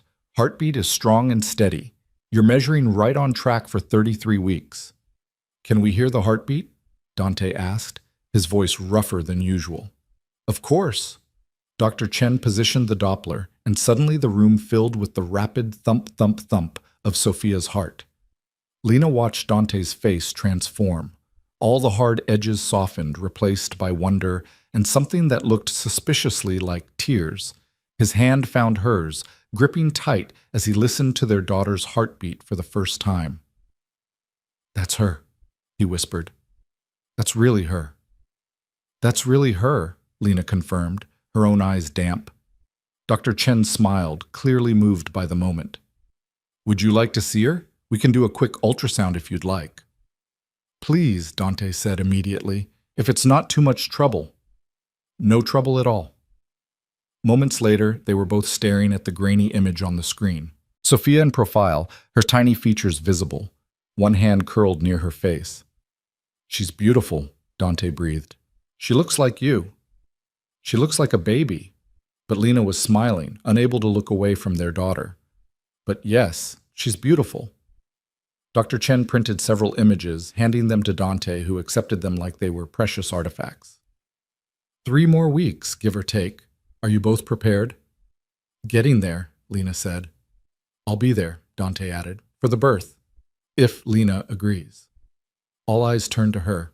Lena felt the weight of the decision, the significance of allowing him into that most vulnerable moment. But looking at his face, at the raw hope and barely contained fear, she found her answer. "Yes," she said quietly. "You can be there. You should be there." The gratitude in his expression was almost painful to witness. "Thank you. I promise I won't let you down." "Just don't pass out," Dr. Chen advised with a smile. "We have enough to handle without catching fathers who faint." "I won't pass out." Dante's hand tightened on Lena's. "I'll be exactly what she needs me to be." They left the clinic with ultrasound pictures and a sense of fragile hope. Rachel was waiting by the car, her eyes scanning the parking garage with professional paranoia. "All clear?" Dante asked. "All clear. Though we should move. We've been stationary too long." Back in the car, Dante checked his watch. "I need to head to the office soon for the meeting." "I know." Lena studied the ultrasound picture in her hands. "Be careful, please." "I'm always careful." He reached over, his hand covering hers on the image of their daughter. But I promise I'll come back. I have too much to live for now to take unnecessary risks. He drove her back to Brooklyn, waiting until she was safely inside with Rachel before leaving. Lena watched his car disappear down the street and felt anxiety twist in her gut. In a few hours, he'd be sitting across from Vincent Carrera, a desperate man with nothing to lose. So many things could go wrong. The afternoon crawled by. Lena tried to distract herself with work, with preparations for the baby, with anything that would keep her mind occupied. But she kept checking her phone, waiting for updates that didn't come. At 2:15, Rachel's phone buzzed. She answered, listened, then looked at Lena with an expression she couldn't read. "The meeting started," Rachel said. "Carrera showed up with his lawyer. No weapons detected. Dante's team is in position." "What does that mean?" "It means we wait, and we trust that Dante knows what he's doing." Waiting was torture.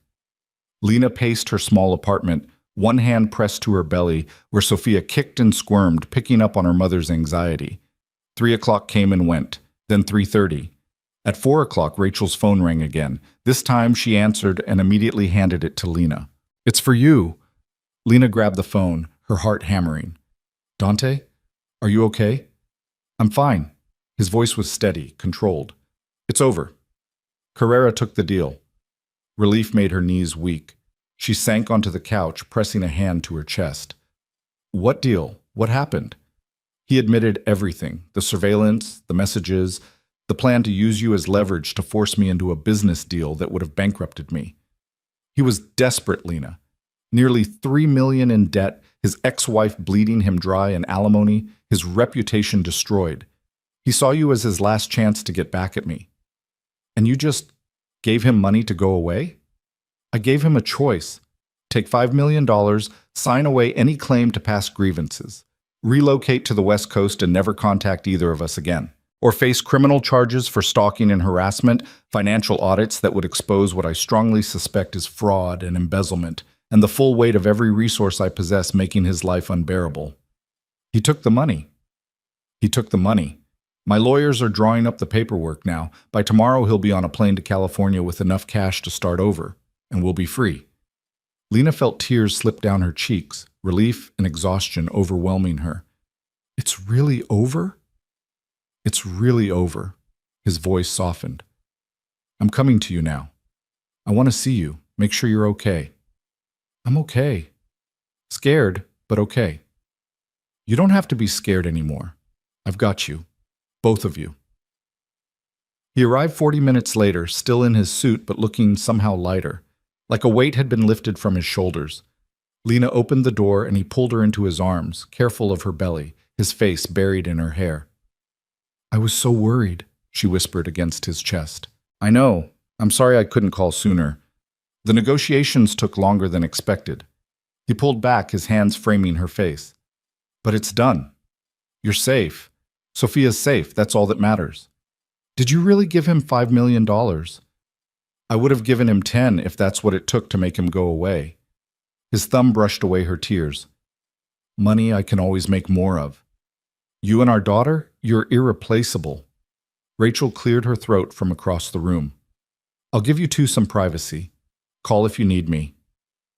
After she left, Lena and Dante stood in the quiet of her apartment, the reality of what had almost happened settling over them. I don't know how to do this, Lena admitted. How to be with you again. How to trust that it won't all fall apart like before. We take it slow, one day at a time. He guided her to the couch, sitting beside her.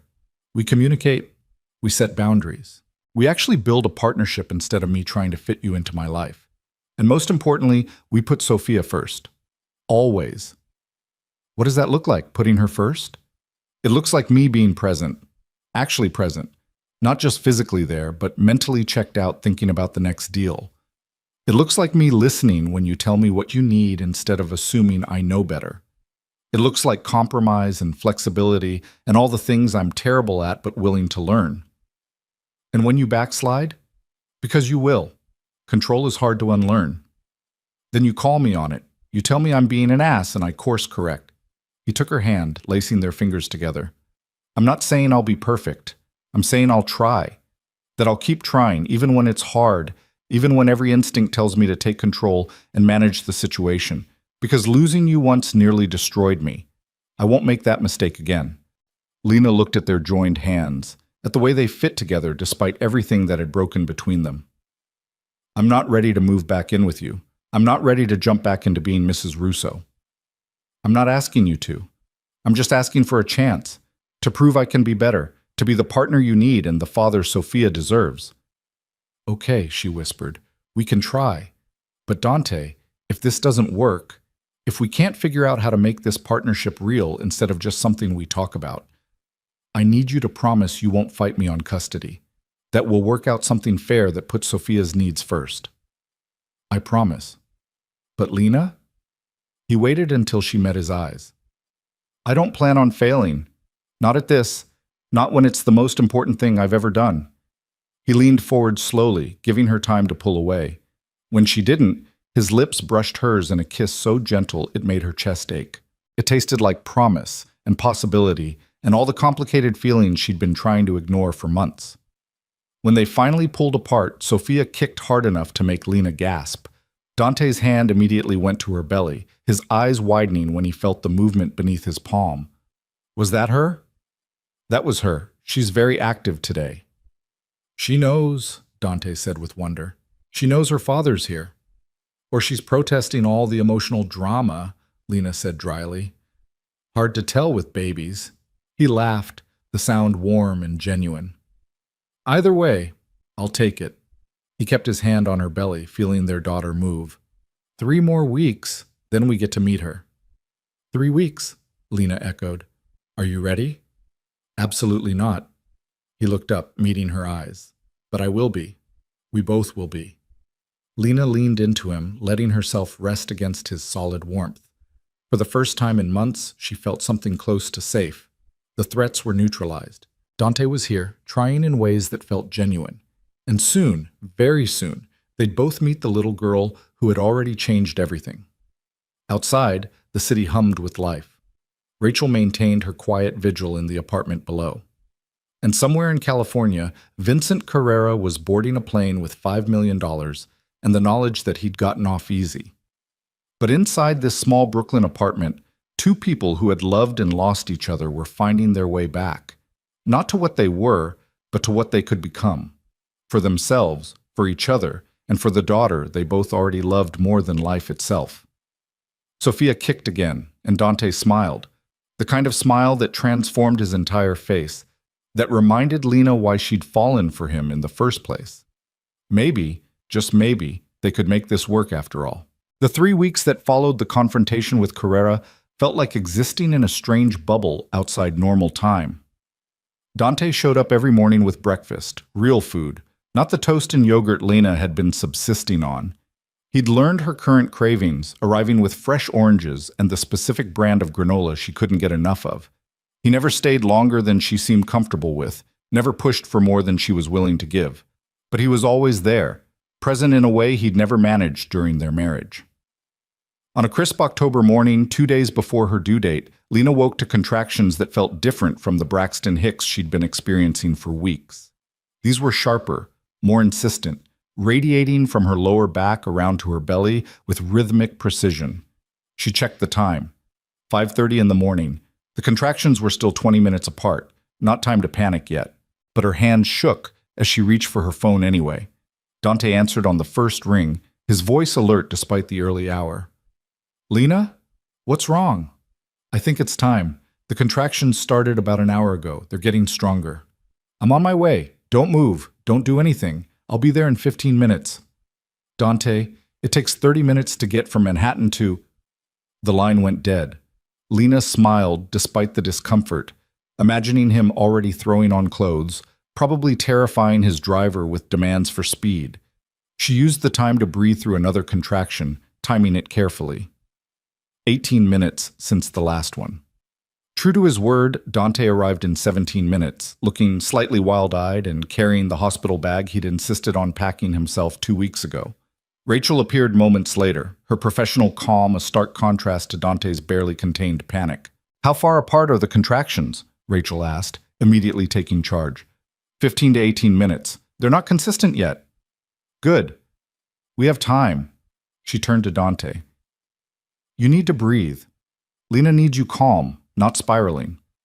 I'm calm, Dante said, his hand shaking as he set down the bag. Completely calm. You're really not, Lena said, but she reached for his hand anyway. But it's kind of endearing. He knelt beside the couch where she was breathing through another contraction, his other hand moving to her belly. Tell me what to do. How can I help? Just be here. That's enough. They stayed in the apartment for another 2 hours, timing contractions and watching them gradually get closer together. 12 minutes, 10 minutes, 8. Martha, the doula from downstairs, arrived and confirmed what Lena already knew. Active labor was beginning. Time to head to the hospital, Martha said gently. Your body's doing exactly what it should. The drive to Brooklyn Methodist was a blur of contractions and Dante's steadying presence. He'd held her hand through each wave of pain, his voice low and calm, as he coached her through breathing techniques he'd clearly memorized from the books. You've got this, he murmured during a particularly intense contraction in the car. You're the strongest person I know. You can do this. Easy for you to say, Lena gasped. You're not the one whose body is trying to turn inside out. I wish I could take this pain for you. I'd do it in a heartbeat. She believed him. That was the terrifying part. She absolutely believed he would if he could. The hospital staff moved with practiced efficiency, getting Lena checked in and settled into a birthing suite. The contractions were coming every 5 minutes now, each one stronger than the last. Martha sat up on one side, Dante on the other, both of them anchoring her through the storm of labor. 6 centimeters dilated, the nurse announced after checking. You're progressing beautifully. 6 centimeters. Halfway there. Lena closed her eyes, gathering strength for what was ahead. The next hours blurred together in a haze of pain and pressure and the constant rhythm of contractions. Dante never left her side. When she needed ice chips, he was there with them. When she needed to walk through the pain, he supported her weight without complaint. When she squeezed his hand hard enough to leave marks, he just held on tighter. I can't do this, Lena sobbed during transition, the pain so intense she couldn't think past it. It's too much, I can't. Yes, you can. Dante's face was inches from hers, his eyes fierce and unwavering. You're already doing it. You're so close, Lena, so close to meeting our daughter, just a little bit longer. I hate you for doing this to me, she panted, only half joking. I know, you can hate me all you want. Just keep breathing. Keep pushing through. 10 centimeters, the nurse announced, her voice bright with encouragement. It's time to push. Terror and relief flooded through Lena in equal measure. This was it. After 9 months, after all the fear and uncertainty and complicated feelings, she was about to meet her daughter.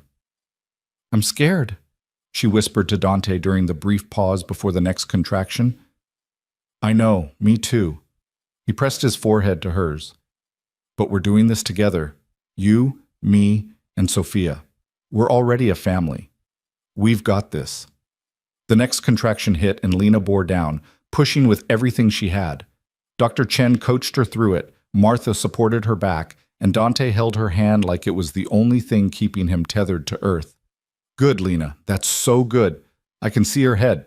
Keep going, just like that. Push. Breathe. Push again. The pain was astronomical, all-consuming, and then suddenly, one more push, Lena. Give me one more big push. Lena gathered every ounce of strength she had left and pushed, feeling her daughter slip free in a rush of relief so profound she sobbed. The room filled with a new sound, a tiny, indignant cry that made Lena's heart stop and restart. It's a girl, Dr. Chen announced unnecessarily, lifting a squirming, crying bundle. A beautiful, healthy girl. They placed Sophia on Lena's chest, warm and slippery and absolutely perfect. Lena stared down at her daughter's scrunched-up face, at the dark hair plastered to her tiny skull, at fingers no bigger than matchsticks that were already grasping at air. Oh my God, she breathed. Oh my God, Dante, look at her. But Dante couldn't speak. Tears streamed down his face unchecked as he stared at his daughter, one hand hovering over her tiny back, like he was afraid to touch her, afraid she might disappear if he did. You can touch her, Lena said softly. She's real. She's ours. His hand finally made contact, so gentle it was barely there, smoothing over Sophia's back. "She's perfect," he managed, his voice wrecked. "You're both perfect." Sophia's cries quieted as she felt her parents' touch, her tiny body relaxing against Lena's chest. For a moment, the entire room seemed to hold its breath, witnessing something sacred, the first moments of a new family. The nurses moved around them, efficient and respectful, taking care of the medical necessities while giving them space to bond. When they finally took Sophia to be weighed and measured, Dante went with her, his eyes never leaving his daughter. 7 pounds, 4 ounces, the nurse announced, 20 inches long, all her fingers and toes accounted for. Perfect APGAR scores. "She's really okay?" Dante asked, his hand stroking Sophia's tiny head. "Everything's normal?" "Everything's absolutely perfect, Mr. Russo. You have a very healthy baby girl." They brought Sophia back wrapped in a hospital blanket, placing her in Lena's arms again. Martha helped with the first attempt at breastfeeding, Sophia latching on with surprising determination for someone only minutes old. "Natural-born fighter," Martha said with approval. "Just like her mama." Dante had pulled a chair right up beside the bed, unable to take his eyes off his daughter. "I can't believe she's real," he kept saying. "I can't believe we made her." "Well, I did most of the heavy lifting," Lena pointed out, but she was smiling. "You just showed up at the end. I'll make up for it, I promise. Every day for the rest of her life, I'll make up for missing the beginning." After the initial flurry of activity settled down and they were moved to a recovery room, the reality of what they'd done began to sink in. They had a daughter, a tiny, perfect person who depended on them for everything. "Are you ready for this?" Lena asked as Dante held Sophia for the first time, his large hands cradling her with infinite care. "For sleepless nights and dirty diapers and crying that never seems to stop?" "Absolutely not," he admitted, his eyes never leaving Sophia's face. "But I'll figure it out. We'll figure it out together." Sophia yawned, her tiny mouth opening wide, and Dante looked like he might cry again. "Did you see that?" She yawned. That was the most beautiful yawn in the history of yawns. "You're ridiculous," Lena said fondly. "I'm a father. I'm allowed to be ridiculous about my daughter." Over the next 48 hours, they settled into the strange new rhythm of life with a newborn. Nurses came and went, checking vitals and offering advice. Lena's body slowly began recovering from the trauma of birth, and Sophia slept and ate and made the tiny sounds that had both her parents mesmerized. Dante had transformed overnight. The ruthless businessman had been completely subsumed by an anxious new father who questioned everything. Was Sophia too warm? Too cold? Was she breathing okay? Should her diaper look like that? He'd read all the books, but actual application turned out to be terrifying. "You're doing fine, Nasen," Lena assured him for the 100th time as he changed Sophia's diaper with intense concentration.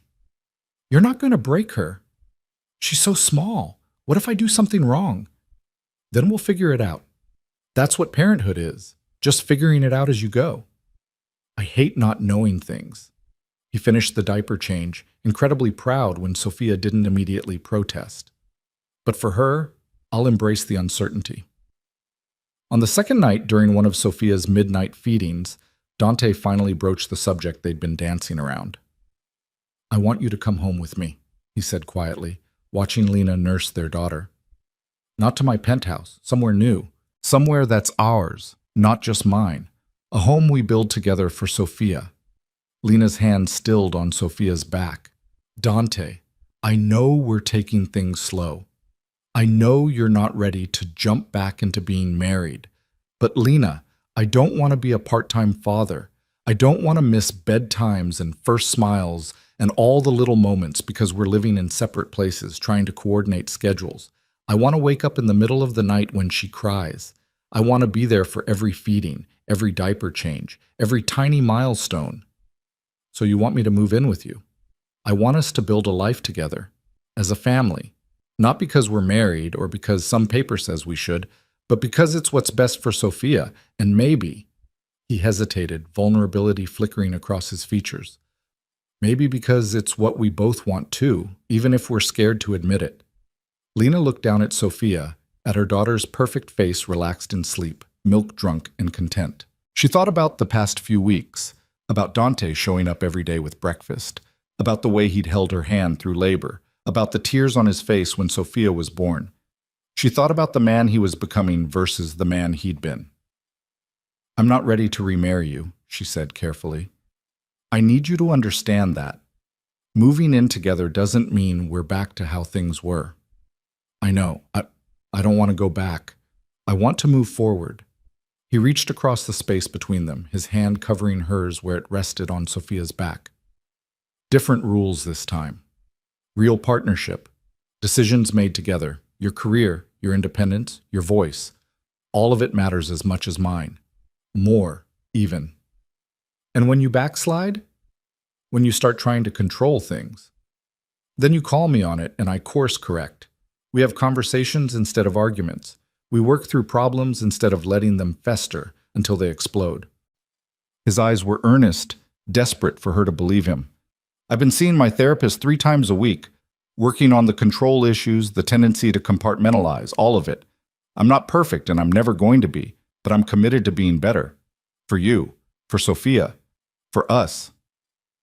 Lena was quiet for a long moment, weighing the risk against the potential reward. Moving in with Dante meant trusting him with her daily life again, with her vulnerability, with the moments when she wasn't strong. It meant believing he could actually change, that the past few weeks weren't just an act that would crumble under the pressure of real cohabitation. But it also meant Sophia would have both her parents present, meant building a family instead of a fractured custody arrangement, meant giving them all a real chance at something better than what came before. "Okay," she said finally, "we can try. But Dante, I need specific things. I need my own space within whatever home we build, an office where I can work without interruption. I need you to respect when I say I need time alone or time with friends. I need transparency about your business, about the risks, about the parts of your life you used to hide from me. And most importantly, I need you to actually listen when I talk instead of just waiting for your turn to speak." Done. All of it. He leaned forward, pressing a kiss to Sophia's downy head. "Whatever you need, whatever it takes. We'll make it work." "We'll make it work," Lena echoed, and chose to believe it. They brought Sophia home 3 days after her birth, and home turned out to be a completely new space, a townhouse in Cobble Hill that Dante had apparently purchased and furnished in the 2 weeks before Sophia's arrival. It had 4 bedrooms, a garden in the back, and enough space for all of them to coexist without feeling cramped. "When did you even have time to do this?" Lena asked, staring at the nursery he'd set up. Soft yellows and whites, a crib that looked like it cost more than her car, every baby item she could possibly need. "I made time. It's called delegation." He adjusted Sophia in his arms. He was already getting better at holding her, more confident. "Do you like it?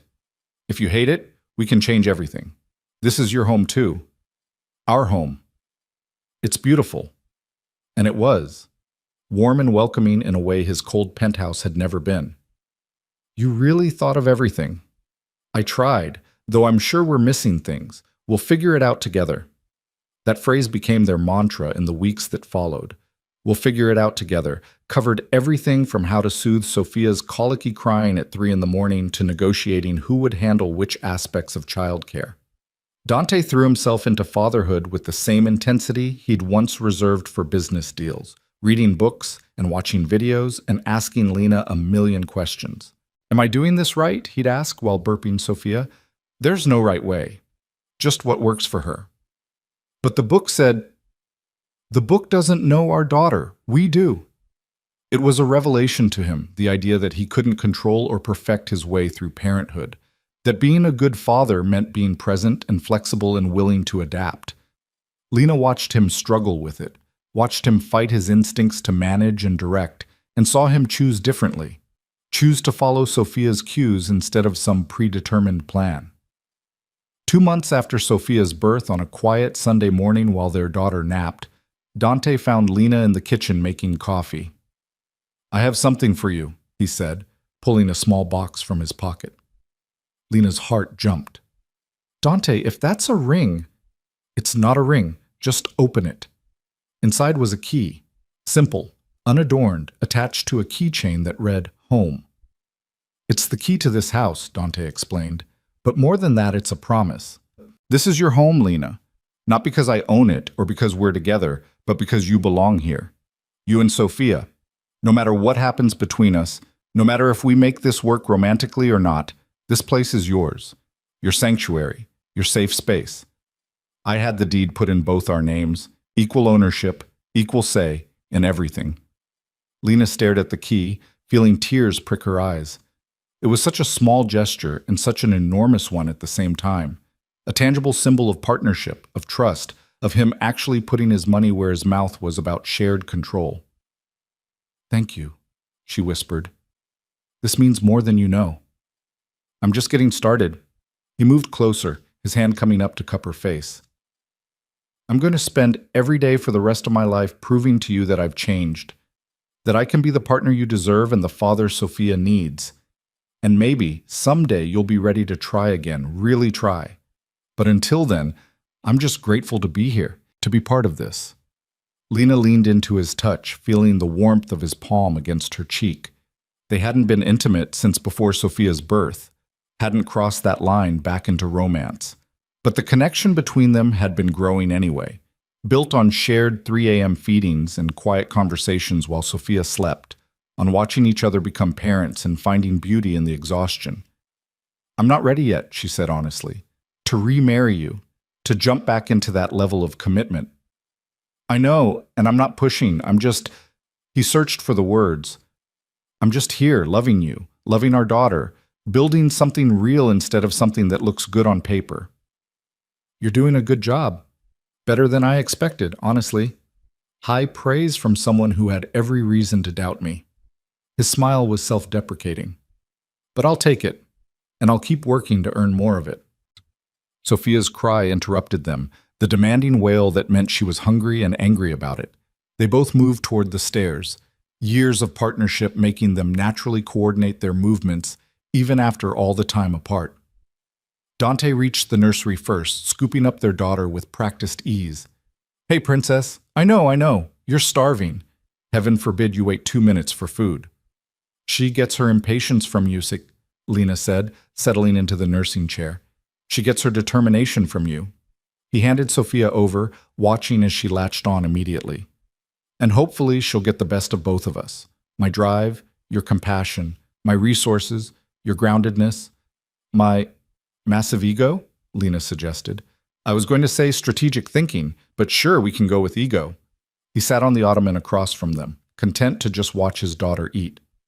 She's beautiful, just like her mother. She looks like you, same eyes, same stubborn chin. Poor kid. She's lucky. She has good parents who love her and each other, even if we're figuring out what that love looks like. Dante met her eyes over Sophia's downy head. I do love you, Lena. I never stopped.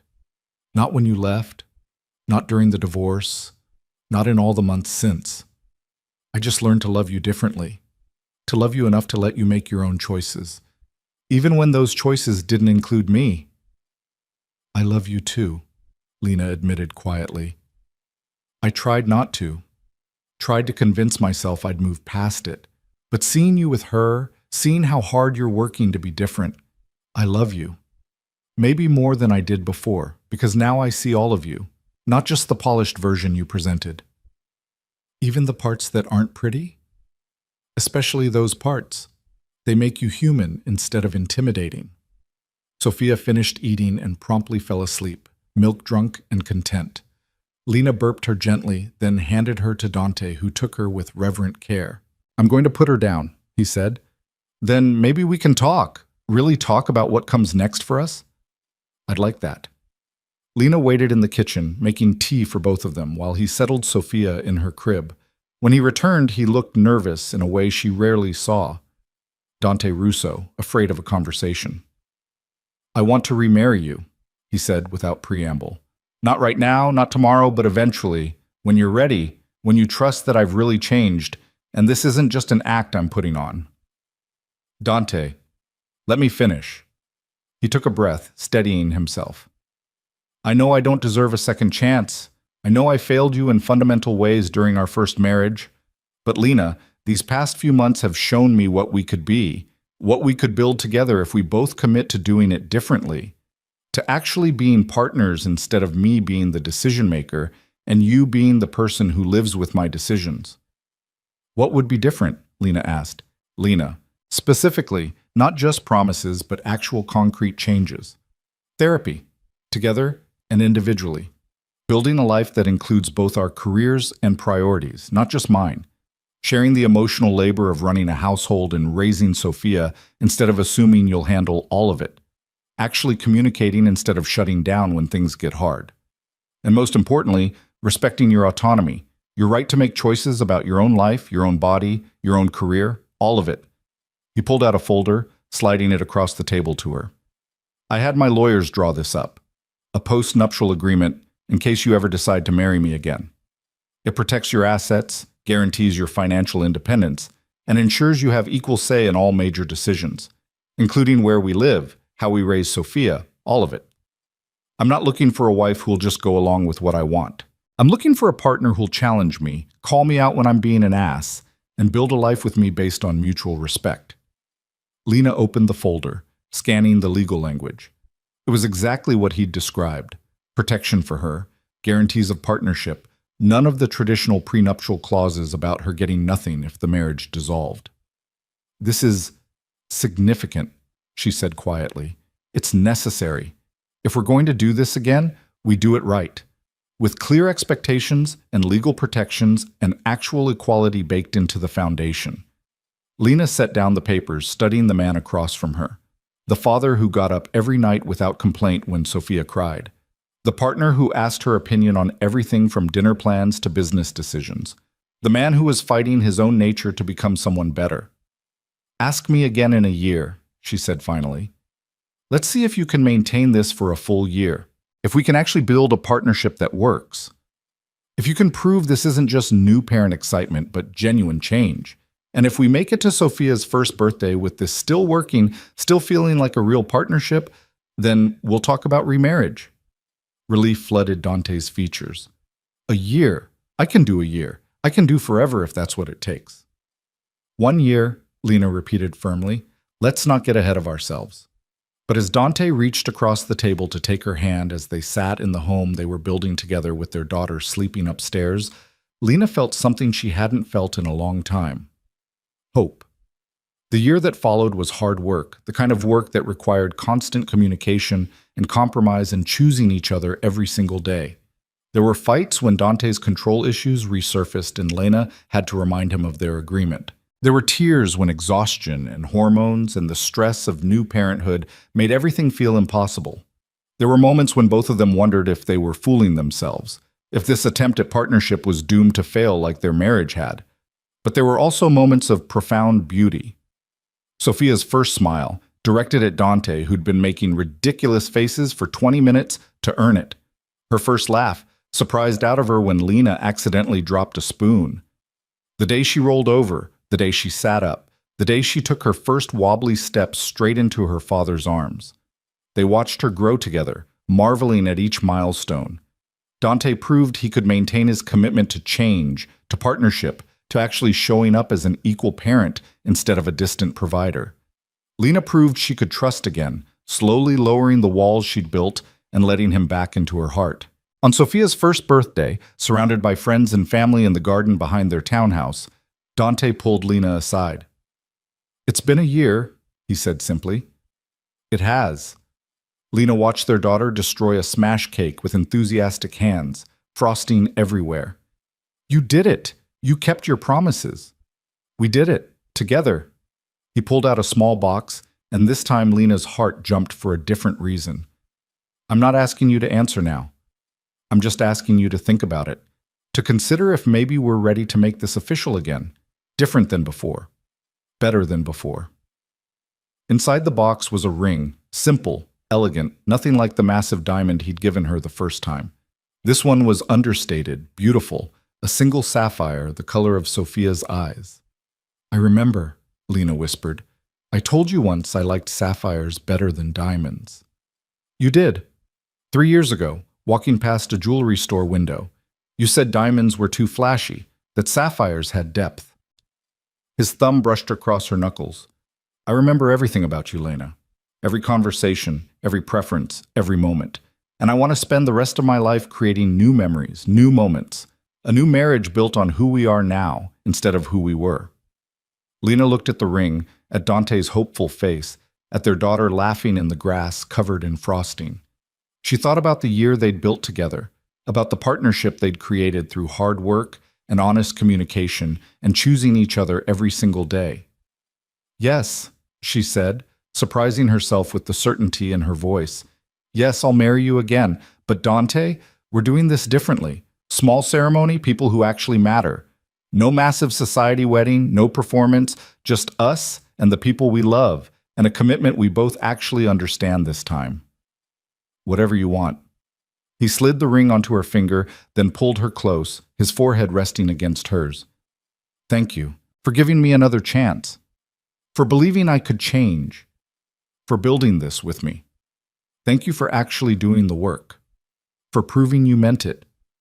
They sealed it with a kiss, soft and full of promise, while their daughter squealed in delight at her birthday cake and their friends cheered in the background.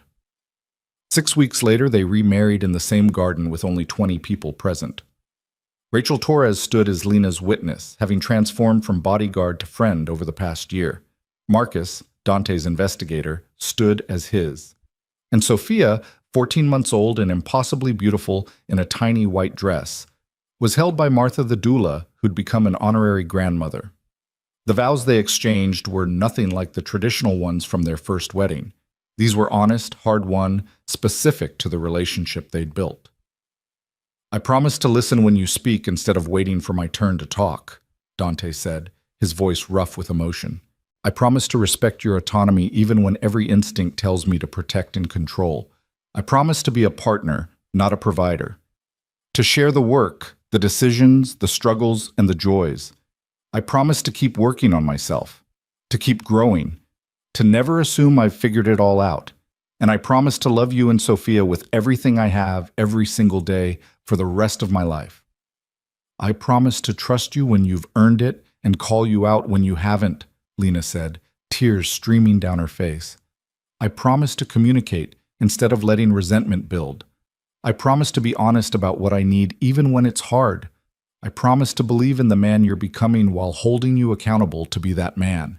And I promise to love you, not despite your flaws, but because you're willing to acknowledge them and work on them. To build this life with you, this family, this partnership that's ours and nobody else's. When they kissed, Sophia clapped, making everyone laugh through their tears. The reception was simple: good food, better wine, and the people who'd supported them through the hardest year of their lives. Dante held Lena close as they danced to music playing from someone's phone, their daughter asleep on Rachel's shoulder. No regrets? He murmured against her hair. Not a single one. She pulled back to look at him, this complicated man she'd loved and left and learned to love again. We're going to make this work, Dante. Really work. Because we both want it enough to fight for it. Every single day, he agreed. I'll fight for this every single day. And he did. They both did. The years that followed weren't perfect. No relationship ever is. There were still arguments and misunderstandings and moments of frustration, but there was also laughter and partnership and the kind of love that's built through shared experience rather than initial attraction. They watched Sophia grow from a toddler to a little girl, bright and determined and so loved she glowed with it. They navigated Dante's business challenges and Lena's career advancement, learning to support each other through stress instead of letting it divide them. They had another child 3 years later, a son they named Marco, after Dante's grandmother's maiden name, and found that the partnership they'd built was strong enough to withstand the chaos of 2 children. Dante continued therapy, continued working on his control issues, continued choosing partnership over dominance. Lena continued to believe in him, to call him out when needed, to build a life that was fully hers even within their marriage. They were both better people together than they'd been apart, and they both knew how rare that was. On their 5th wedding anniversary, the second one, the one that counted, Dante woke Lena before dawn. Come with me, he said, already dressed. I have something to show you. They drove to the Prospect Park boathouse, the same place where Lena had agreed to try again all those years ago. The sun was just beginning to rise, painting the water in shades of gold and pink. "I come here sometimes," Dante admitted as they walked to the same bench they'd sat on that pivotal day. "When work gets overwhelming or I feel myself slipping into old patterns, I come here and remember what we almost lost, what we built instead."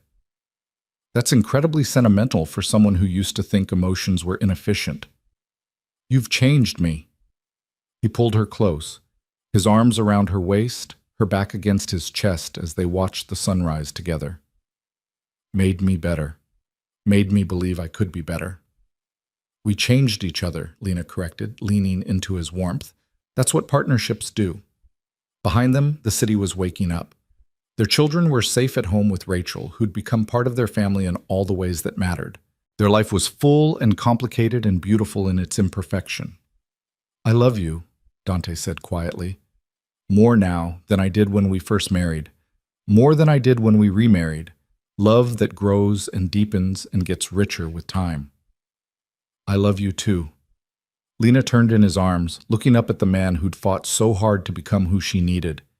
"Thank you for not giving up, for doing the work, for proving that people really can change if they want it badly enough. Thank you for giving me the chance, for believing in me when I didn't believe in myself." They kissed as the sun rose fully over the water, two people who'd loved and lost and found their way back to something better than what came before.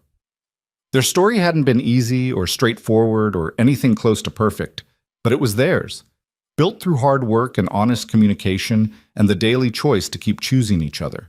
And that made it perfect enough. Sophia and Marco would grow up knowing that love was complicated, that relationships required work, that their parents weren't perfect, but they were committed. They'd grow up in a home where partnership was modeled daily, where mistakes were acknowledged and growth was celebrated, where both parents were present and engaged and genuinely in love. And someday, when Sophia was old enough to understand, Lena would tell her the whole story, how she'd run from her father's world, how she'd tried to keep her pregnancy a secret, how a chance encounter at a clinic had changed everything. She'd tell her about the threats and the fear and the hard work of rebuilding trust. But mostly, she'd tell her about the love, the kind that survives divorce and rebuilds stronger, the kind that chooses partnership over control, communication over assumptions, growth over stagnation, the kind that's tested by fire and comes out refined. Because that's the kind of love worth fighting for, worth building a life around, worth passing down to the next generation. And as Dante held Lena in the morning light, both of them exactly where they belonged, that's exactly what they had. A love worth everything.